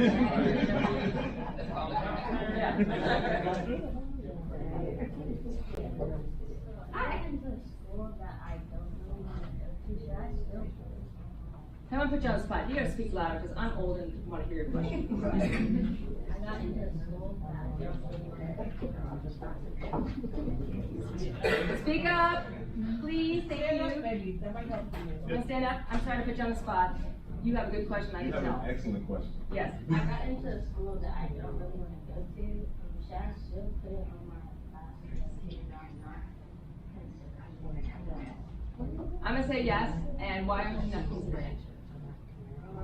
I never really heard of this one. I only applied because I had So is there really zero chance you're going in? Zero. But if there's like a 10 or 20% chance, I'm gonna say yes, you know why, or 5%, because what happens, you do the FAFSA, you put them on, and on February 1st, you get an email with a reward letter, woo, what time they give you a lot of money, and you decide, maybe I can learn to like this school, you know? We like friends who pay for things, right? I'll do no difference. That's the I other hate to say that. thing with just Don't treat me college. out to drinks and dinners, I'm gonna like you and spend more time with you sometimes. That's the other thing with the college experience, you'll say, it's a school I don't wanna go to. Seriously, you'll say that, and then you'll sign up, and go there, visit somebody, you're like, man, this ain't so bad. And you go there for 4 years and you change your life. And you'll never know, but if somebody gives you a bunch of money to go to school, the worst it's gonna be is 4 years. That's the worst it's gonna be. And you're free, you're free. You could major in something you don't wanna major in, just to try it, like, I'm a dumb person like that. I took a lot of science, I wasn't like, maybe you could do an internship that is a great internship, and you get to go to Europe, but they're not gonna pay you anything, or maybe just pay you $500. That's the benefit of free, or a lot of money. Okay, so that's why it's 0 now, but, you know, just think about it. Man, since you're good with numbers, can you kinda, show them visually, like, because a lot of the schools are gonna offer student loans. But what it will be when it's time for them to pay it back? Because they have to sign that master promissory note thing that's gonna say, oh, you're gonna pay this back? And you thinking you took out 20,000, or you're actually paying back, not 20,000. Okay, I'll write down some numbers. So just so you guys know, as a tax person, I think of myself as the plumber in the financial world. You need your toilet fixed, I can do it. CPAs, financial advisors, some people, they don't like me to say that, but it's true. I'm not that good with numbers, I just could fix toilets. That's okay, everyone needs their toilet fixed, I also have a job. So the rule of thumb now that interest is loan, for every $10,000 you take out, they say $10,000 loan, you're gonna pay $100. Interest rates are already going up. If you guys don't know about it, please read. So I'm gonna say it's really, for every $10,000 that you're gonna pay back $200, which per month doesn't sound bad. But then really, if you gotta make about $400 a month, I'm just rounding up, thinking of taxes, you know, round numbers are easier. You really gotta make $400 a month, which still doesn't sound bad, but that's 400 a month times 12 is 4,800. You gotta basically make 5,000 extra more dollars just to keep up your payments. $10,000. You think, oh, so that's why it's okay my son took out 15, 20,000 because he needed to have some skin in the game. So what if they have? He's lazy. Yeah. So if they have $100,000, So $100,000 is 10 times this, Yeah. right? So 10 times that, you gotta make 4,000 a month. Just to pay your student loan. Approximately, it could be lower, 32, could be a little higher, but we'll just round this, okay? And how long is the Typical student loan is 10 to 20 years paying off. College, right? Yeah. So I recommend people maybe not take out a lot or much student loans in your undergrad and save for graduate school. Like when you want to go to medical school, law school, whatever. Because a lot of times when you go to graduate school, maybe your employer pays for it, you know? You can take more tax deductions, you don't have to depend on your parents, and you might get something better. What'd you put up there, Paul? times 10 to 20 years? Oh, yeah. Okay, let's say one thing about student loans. Okay, so the great thing about federal subsidized and unsubsidized student loans federal is because you are allowed, like Biden just granted forgiveness, only if you're a federal subsidized loan, or federal loan. And also another thing about federal loans is you could go on these income-driven repayment plans. So when I was just coming out of my car accident and just starting to work, and 4 or 5 years ago, there weren't that many jobs as they are now for tax people, because there's a lot of CPAs, but those CPAs went on to work for like hedge funds and make more money. So I'm here to fix people's toilets. So I have a lot of job offers. I went on an income repayment plan, so I just paid maybe $100 a month. You could go on an income repayment plan for these federal loans pay as low as $20 a month. Do not pay your student loans. Another reason I want my son to take out student loans are the best way for students to build up a credit rating. Because they want to see you could carry a debt. Car loans, student loans. They want to see you can pay on time. Paying on time is critical. Do auto deduct. And no one's going to tell me in this room they cannot afford $20 a month, because I know you guys order food. I know you have all. I've seen your phones. My criminal investigator skills still with me. You guys have better phones than I do. It's okay, you guys are birthday gifts, and I know you have high-speed internet and Wi-Fi connectivity. No one tell me they can't make a minimum payment of $20 a month, and that includes parents too. Because as soon as you default in student loans, it is not good. You are like, not down here, you're down here. And credit rating, if you're middle class, lower middle class, even upper middle class, your credit rating is another most important number, sadly, true. Can you? Yes, sir. So the 4,000, that's to pay back on 100,000. Like that's your monthly income to pay back on 100,000. Yes. Yeah, what if they want to have a car, rent, eat? They should not have taken out the student loans. That's why that student was mad at me. She said I bust her dreams how dare I diss her accomplishment? She had to take out $120,000 student loans. Her mom was making, back then, when I was just lower, her mom was working in a care home and had 2 disabled children. Her mother's making $40 an hour renting. There's no way, there is no way. So, and then another thing about, okay, this, sorry I'm going along there, you asked about loans and that. There's subsidized and unsubsidized. The only people who get, the only organization that gives you subsidized or unsubsidized is the federal government. And the great thing about subsidized loans, because I told my son, you get offered a subsidized loan, you take it. Because what happens is, well, this first year he got $3,000 subsidized, and he got $4,000 unsubsidized. I'm like, you need to work, just work. So subsidized means that the government is backing you. None of the interest accrues, because it's not free money. Loans are not free money. Right. So when he gets out, he doesn't have to start paying his loan $3,000 until 6 months after he graduates. So it sits 4 years interest free. So you think, oh, that's a big deal, $3,000. So let's say you take out a $100,000 loan. The interest rates are rising. I think they're raising up to like 4 or 5%. And like 1 or 2%, you don't think it's much. It's a lot. Yeah. 1% on $100,000 is an extra like several $100s a month. It really adds up. So interest rate is growing. You might take that unsubsidized. I took out unsubsidized loan for my grad school. I got scholarships for my tuition, and took out to help pay my living expenses. I had a townhouse downtown. I took out $10,000. And like after 2.5 years, I owed like $14,000. Because that money just adds up. That's what $4,000. That's what unsubsidized. So when these schools are wooing you, like woo, giving you loans, or you can go to a private bank and some of these parent loans are like 10, 11, 9%. So you're just, we're talking about this, well, exactly. This is like going to keep you. The ball is. I'm in the bottom, just so you know. This is really important to remember when you're having those days where you're sitting at home filling out applications for scholarships, and you're saying, man, I don't want to do this.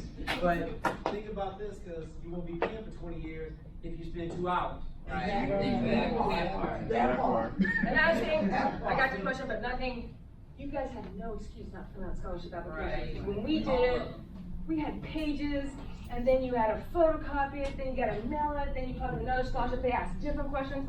Now, most of your answers are 1 page. 1 page. You guys listen to TikTok people talking? So another side thing is like, another way to think of scholarships is, think of yourself as being on Shark Tank. If you don't watch Shark Tank, just go on YouTube. I hardly watch Shark Tank, but it was interesting because you're kind of pitching yourself. Why should we give you money? How are you going to represent yourself? And so just as a quick note, I had a friend in college, he was bright enough, but he worked for this famous professor who created the first cancer test in the world back during World War II, which is amazing, 80 years ago. You know, we all know cancer, test. And his grades were like good, 3.7, but he got to every medical school he applied to because he wrote an essay about why he liked baseball. He already had his transcripts, he already had his references. He just wrote an essay about baseball because all these other people got great grades and they're all like, hey, Stuart, how'd you get into Stanford and Harvard and blah, blah, blah, UC San Francisco, and then you got scholarships. It's like, I wrote an essay about baseball. Why he liked baseball. I mean, but it answers the question, like, what are your interests? I mean, don't go way off left field and think you're crazy, but yeah.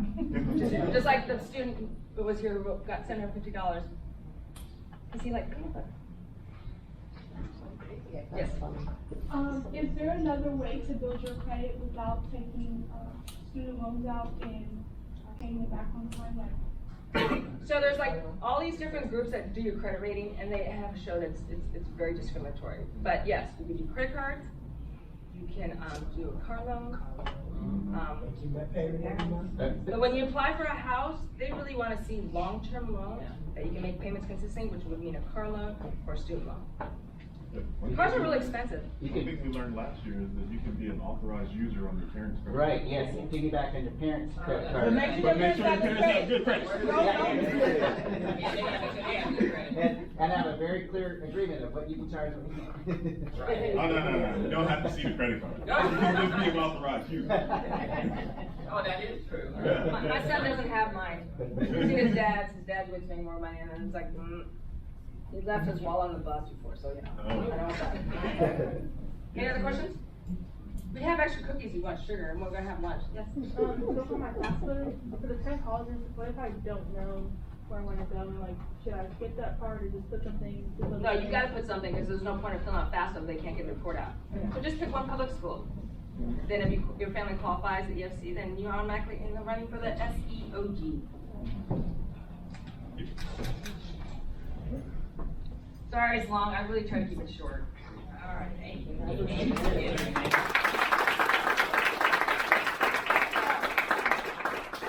You guys are gonna do it? Brian's gonna work on our SATs, and I'm gonna be here later, so I think Brian brought in some Chromebooks, so for people who want to see later, we could get it started. Sometimes just getting logged in and doing all that. Use your Gmail for all your school communications, right? I got a lot of emails over the week about people that got their new Gmail account. Very good. Yeah. All right. I believe in you, get it done, this is your future. Go get that free money. Yeah. Get it. It makes no sense to leave free money out there. I just wanna comment and say like, this was such an important session, and I just wanna say like, especially with this, a lot of students don't know this, and that's what's contributing to this bottom 50%. So the fact that y'all are learning this, you can change that. That's right. So, thank you so much. Oh, you're welcome, and just be recording this fall. Okay, thank you. I'm on. Well, and just remember, I'm not anti going to Ivy League, I'm not anti shorties or taking out loans. Just, I want, and I do this as a tax person and my social justice team, I want people to have information. I want you to have informed consent. Then you can make a decision yourself. I want you guys to have critical thinking. Critical thinking. And you have it. When you finish your FAFSA, you can say I'm financially literate. You're on the path to like much better things. It's true. It really is true. Little things like this is a huge difference. All right. Excellent. Thank you, Mimi. Okay.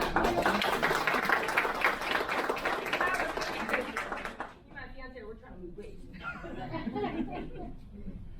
All right. And so, guys, don't forget about the thank you cards. If you didn't send your ones from last week and you haven't, we can still send it for you this week. But make sure that you get your thank you cards before you leave. It's a lot easier that way. It's not gluten-free though. You can go on. Here, I'm gonna give it to you guys to grab one. Okay. You can put your thank you cards up here on this table when we break for lunch, and we'll mail it off for you. And if you don't have your thank you cards or you don't want to do your thank you card right now, make sure you take a picture of Miss Mimi's email address, or mailing address rather. Why don't you guys give it to me? We'll save stamps, okay? If you can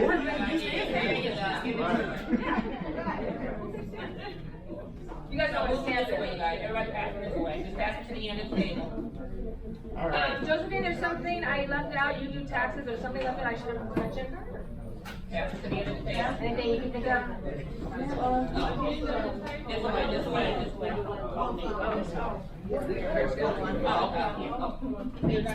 So, how you doing? Hey, this is mostly for your parents. On the back, I actually have basketball sleeves, and I was 4 or 5. So like, we're asking parents to get their information on the Schedule 1. So I had this deadly printout. If you don't have this, we have extras. This is what an IRS Schedule 1 form looks like. And like, yeah, I thought it was really fair. Yeah, put information from your Schedule 1.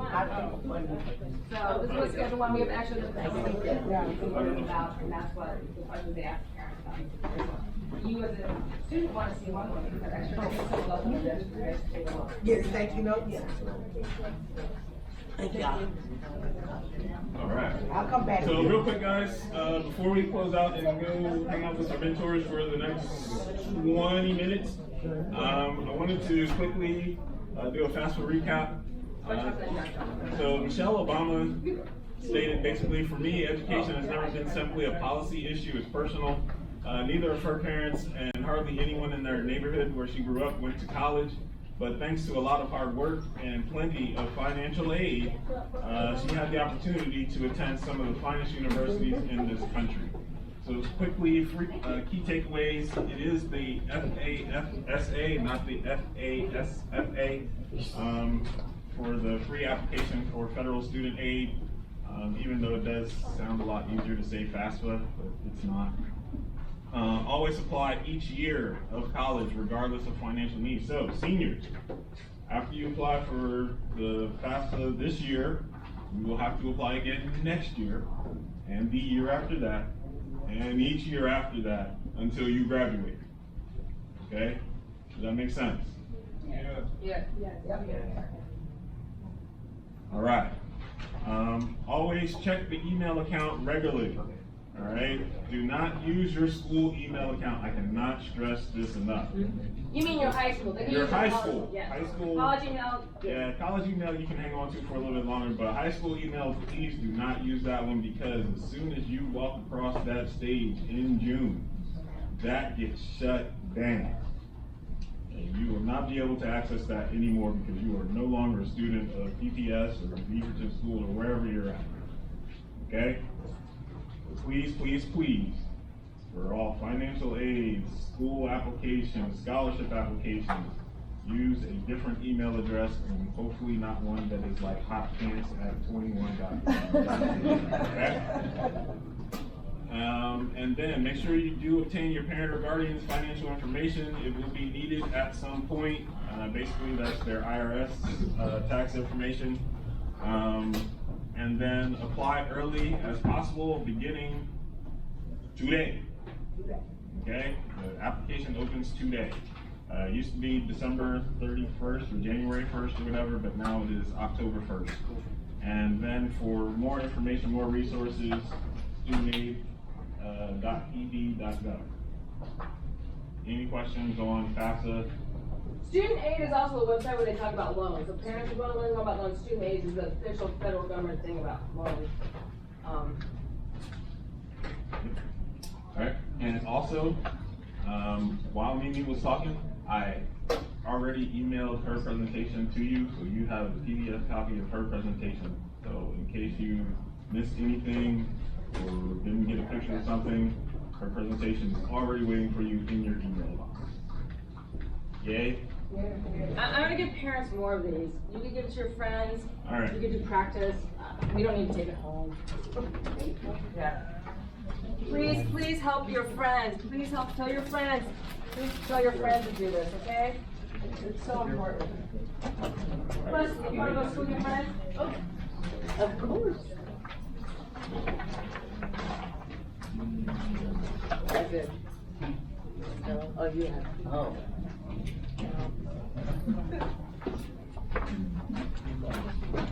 Okay. Alright. And so for next session, we will not be meeting next week. So I know we have back-to-back sessions, but we're skipping a week. Alright. And we'll be back on October 15th at 9:45 a.m. Seniors that are interested in being considered for the Jordan Wing Scholarship, expect to talk to the core team from 12 p.m. to 1 p.m. at that session on October 15th. Okay, so this is seniors. Expect to stay from 12 to 1 if you're interested in being considered for the Jordan Wing Scholarship. Also, I believe you guys received an email from Miss Yvette telling you exactly what you had to do in order to be considered. Who can tell me what those things are? I got one.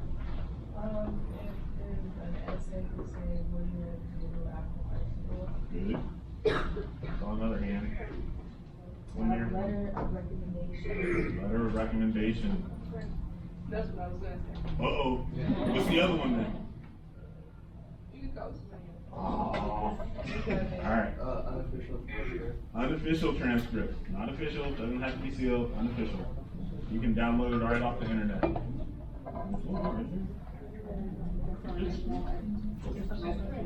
No.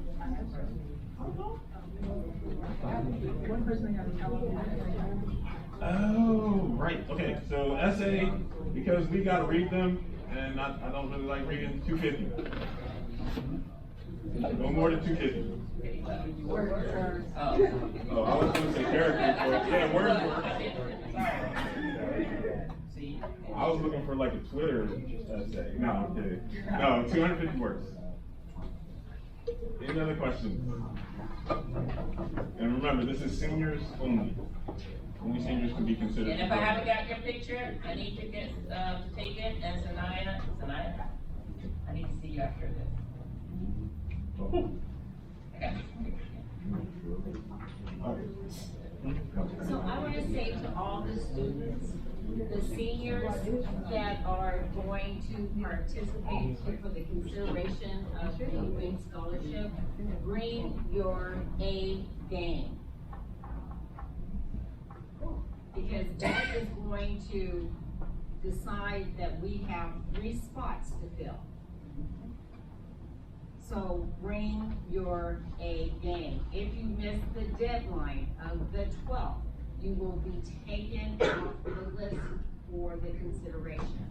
It's about meeting your deadline and having what you need. This is what scholarships are looking for. You have to meet the deadline and you have to complete the application properly to be considered. So we're not trying to be mean, but we're getting you ready for the real world. If they say bring it in, that it needs to be submitted at 11:59, and you submit it at 12:01, guess what? You can't even get in to submit your application. You have a question? I have a volleyball tournament that day, so like, come on. No, you have to do it yourself, so what we will have to do, see us afterwards, and we will probably maybe have a video or something, we will work it out since you have a game. Okay. I have the same situation too, I already have that. Okay, we'll have to do a video, and so we'll work that out with your logistics. First of all, you have to make sure you meet all the criteria that we asked for, and then we will have to make sure that that video gets in, submitted by the 12th. That deadline, since you're not gonna be available, so we will Mr. Paul and Ms. Yvette to get that, how you're gonna submit that, so we can, as a group, and in that room will be all the mentors and the admin staff. Yes. Ms. Debbie, no one's mentioned this before, but this is, the Jordan Foundation has allowed us to nominate 3 students, 3 seniors. And then from those 3 seniors, then they go to the next step to apply for the Wing Scholarship, and the Jordan Committee selects. So unfortunately, they will not let us nominate 10 or all the seniors. So that's what this first level of cuts. Does that make sense, everyone? And understand, this is an invite to apply. This isn't, and parents understand, this is an invite for the student to apply. Once their names are submitted, we step back far as the process and decision. But far as helping them through the process of what they need, we're there for them. Yes. So the Nike campus visit is. So let's talk about that. Let's talk about that. Email is going out on that. Thank you for bringing that up. That is canceled. And the reason being is that there's too many of us. And so they had to cut it down. So what we're gonna do, the staff will be going to get the information.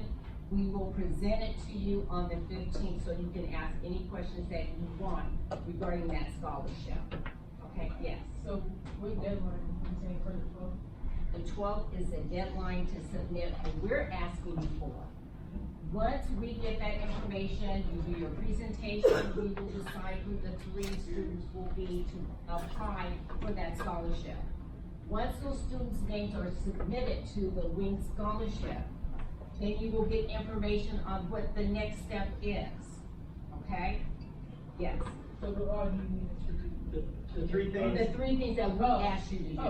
When Yes, it sir. comes down, if you get selected for that scholarship, then there's different things that will be asked of you to do, okay? They'll be This is similar. just for our process, so we can go through the process of saying, 1, who is serious about it. Number 2, then we have what we need to help us to make that decision. And parents and students, I'm going to emphasize this. This is going to be hard, it's a burden on us. With this, it's gonna be disappointment. Because you're educated, I want this so bad, and like I told you guys before, sometimes things that you want really, really bad, and and it gets pushed aside and you don't get it, that means there's something better down the street. So always keep that attitude. It doesn't mean that you're not good enough or I'm done for life. Please do not take on that attitude, because that is not, because it's competition. And any scholarship that you apply, I don't care if it's for $100 or $500, $10,000 or more, it's competition. You are going against a lot of people to get that money. So that's what we want to train you of how to tell your story. Your community service. There's a lot of things that come into play with these scholarships. Okay? So I don't want you guys to, because trust me, when we're in that room and we're looking at you guys and we have to make that decision, it hurts. Then it's even hurt when we put you through the process, and then if you don't get it, that's another disappointment, or it could be a joy. So understand, in life, you are going to be disappointed. You're going to have those happy moments, and when you're happy, those moments, hang on to them as tight as you can, because tomorrow cannot promise to be happy. But through life, through navigating, going through this process will get you ready for disappointment, happiness, or if something doesn't go the way that you want. I'm not going to sugarcoat it for you. Life is hard. And I know your parents have told you, you know, you skated around and you have to pay them, you're not like this, but when you get on your own, even at school, you have to learn how to manage your money. You have to manage getting up and getting to someplace on time. So all these things, all these little things that you think we get on your nerve about up in here, it will all come to play when you are out there on your own, even when you go to school. You'll start thinking, oh, I need to get to class on time. Oh, you see my little things up there, classroom on time, classroom front row. Because I know I had some that were honest and I get into class on time. How many of you worked on that and managed to get to class on time? Didn't it feel good? You weren't in there, everybody looking at you like, oh man, you know, trying to be seen and all of that. And then did you move to the front row? How many of you moved to the front row? Did it make a difference?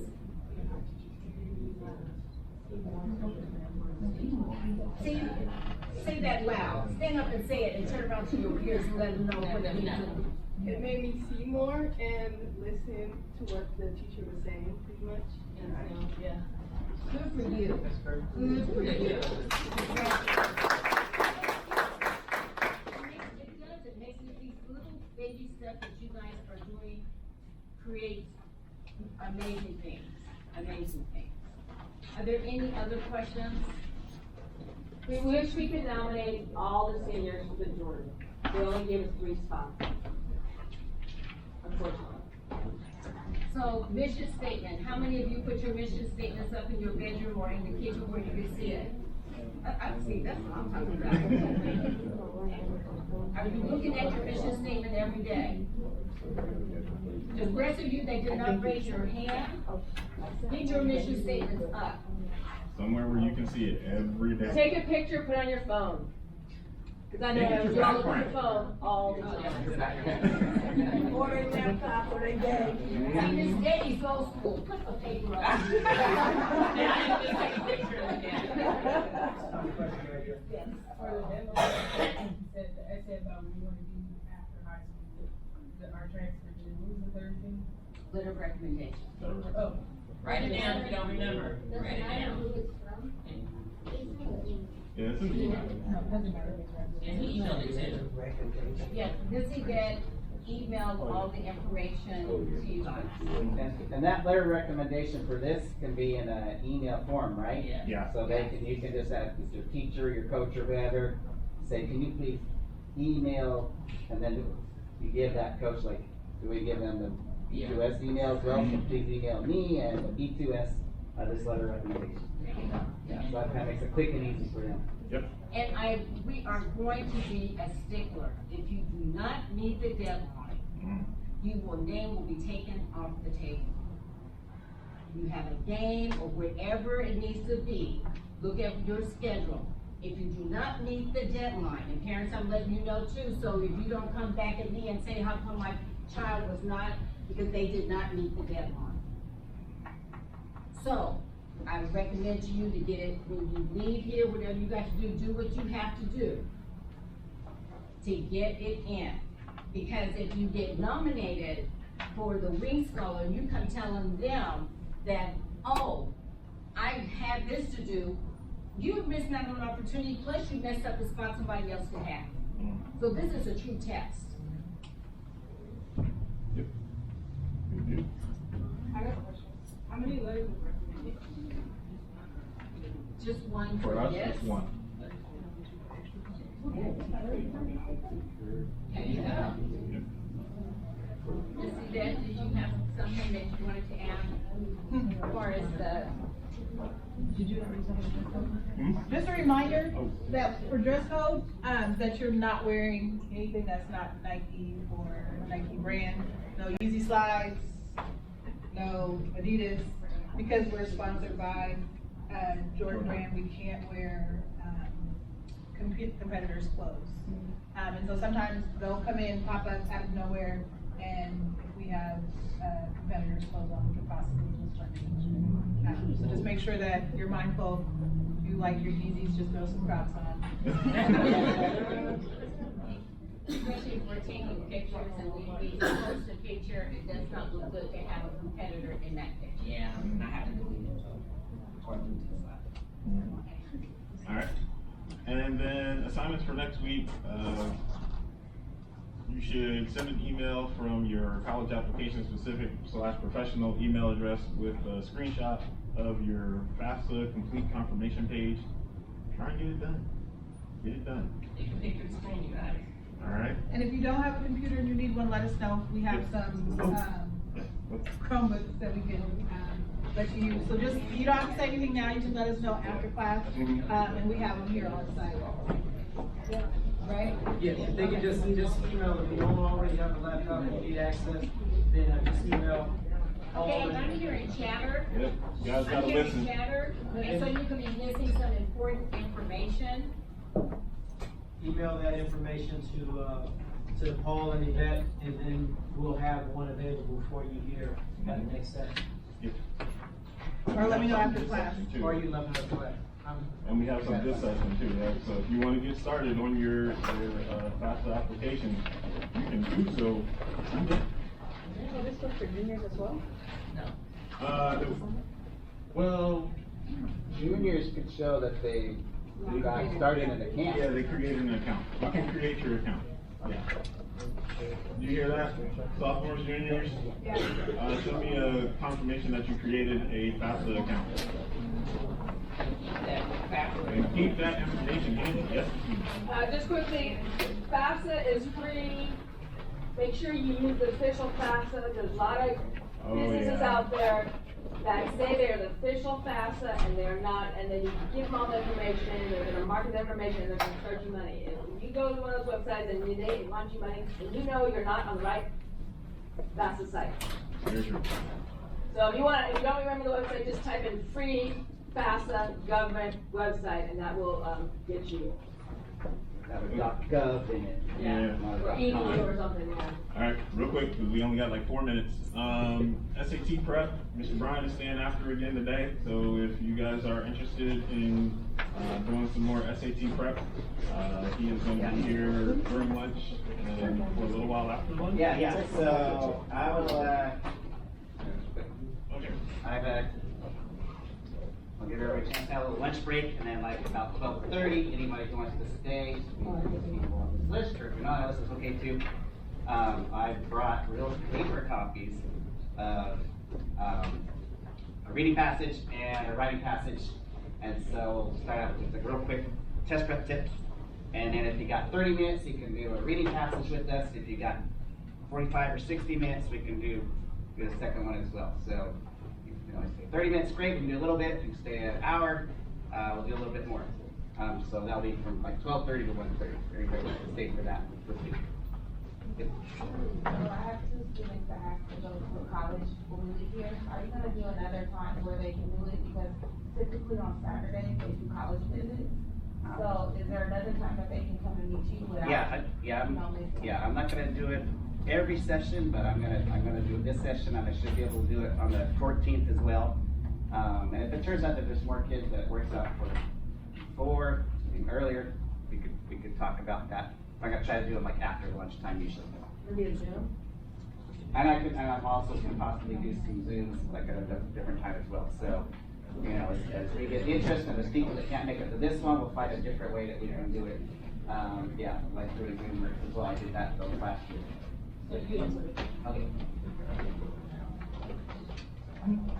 So come back here at 12:30. You wanna join me then?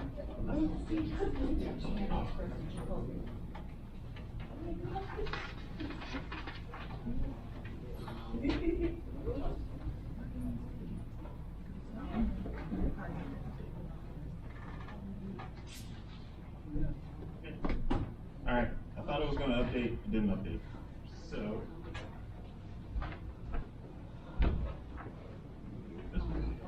Okay, Sean, since you were the first one to raise your hand on mission statement, you know how important mission statement is to me. I appreciate that.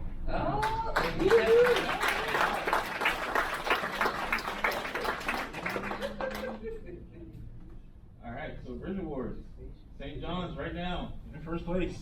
It's an honor.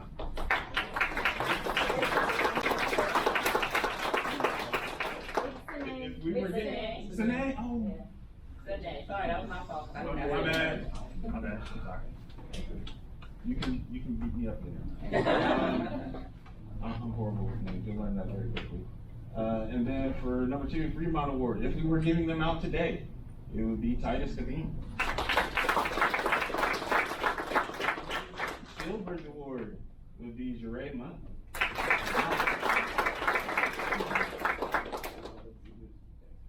And Interstate Award would go to Charlize.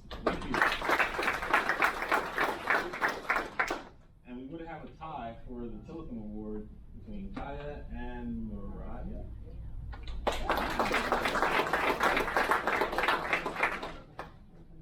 All right, don't forget, you can get Bridge Award points for attendance, parent guardian attendance, early attendance, uniform of the day, mentor contacts ×2 a week. Make sure when you are sending out your mentor communication that you are including me and Ms. Yvette. That's the only way that we can track whether you are actually making those contacts.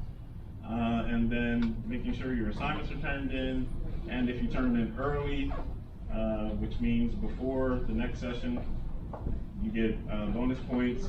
If you ask questions during the session, and also social media bonus points. They can like the story. Yeah, I track likes on stories. Yes? What social media bonus points? Social media bonus points? Good question. Social media. Oh. Yeah, Richard's gonna put it out there, so. We out here. You out there, Paul needs the likes, so. You can get like and comment. Like it, probably. Yeah, you can like stories. All right, so we need to get steps in. No, we got one more thing. Oh, we got one more thing? Panda Express or Chipotle. Those will be your choices for our lunch on the 15th. Send me an email. We can vote. Oh, yeah. Are we voting? Yes. So Chipotle is the burrito, right? Yeah. Yeah. Okay.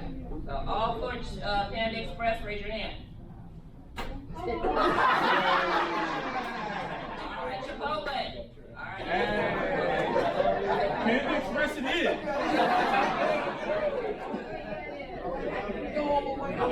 Right?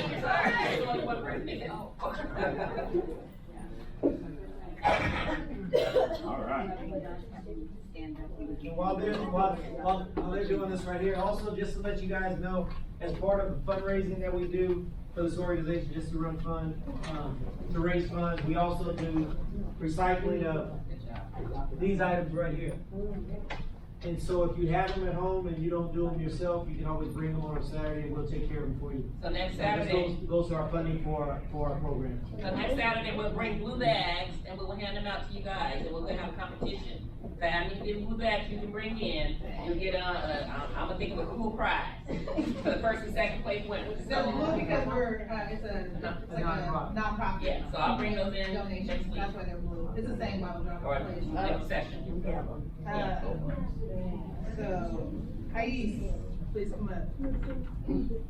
Hurry. So come on, when you say your name, please come up. Hurry up. Mariah, let's go. Shantini, Shashme, Kyla, Lucas.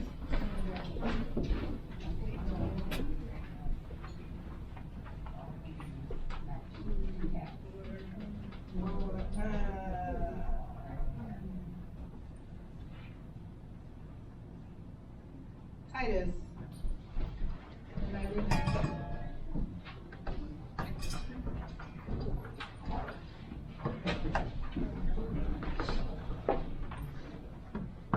Why are you gonna do this part? That's the fun part.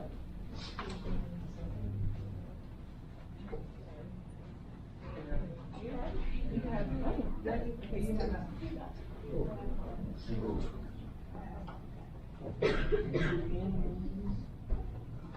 Everybody got something?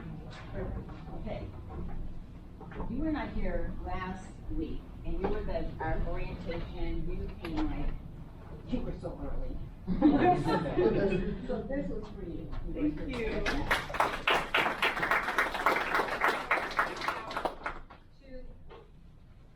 And you just keep coming early. So I don't know to tell the rest of you, but we had Susan, this is for you. Was you were here early, guys were here like at the same time. You guys, you know, it's important to ask those questions. And this is the kind of thing that you get, and we're trying to give you guys that are not coming through, get up, raise your hand, ask a question, because I know your inner person want to ask a question. I was that person saying, please, the person next to me ask a question that I'm afraid to ask. We all do that. But I want you guys to get in a habit, raise your hand, ask a question, because knowledge is powerful. So if you raise your hand, ask a question, once you do it, you keep doing it, because it feels so good, like I'm asking this question and you're not embarrassed and you're afraid that my question's not as smart as the person next to me. No question in this room is stupid. None. Even if you say, now what was that color again? Because you want to be right. You want to get it right. So ask the question. We're here for you. And ask the parents as well. We are here for you. Ask the question. Because if you don't ask the question, you leave here and you're not sure, it's on you because you didn't ask the question. We're here to help you. And even if it's outside of this room and you still don't feel that comfort zone, pick up the phone, talk to your mentor. If you don't want to ask your mentor, you have our information, okay? We are here in this room for all of you. And a lot of kids don't have that. And you are blessed to have your parents, you're blessed to be in this room that you can get information that you need. Because I get it, it is hard out there. I wouldn't want to be you guys' age going in this time zone at all. You know what I mean? So I take my hat off of you being a teenager, going through what you're going through at school, outside of these walls. I commend you to be here and have the courage to do this and have the courage to keep your head up and want to make something out of yourself. So I really do, I really do. And parents, you should be so proud. You should be so proud.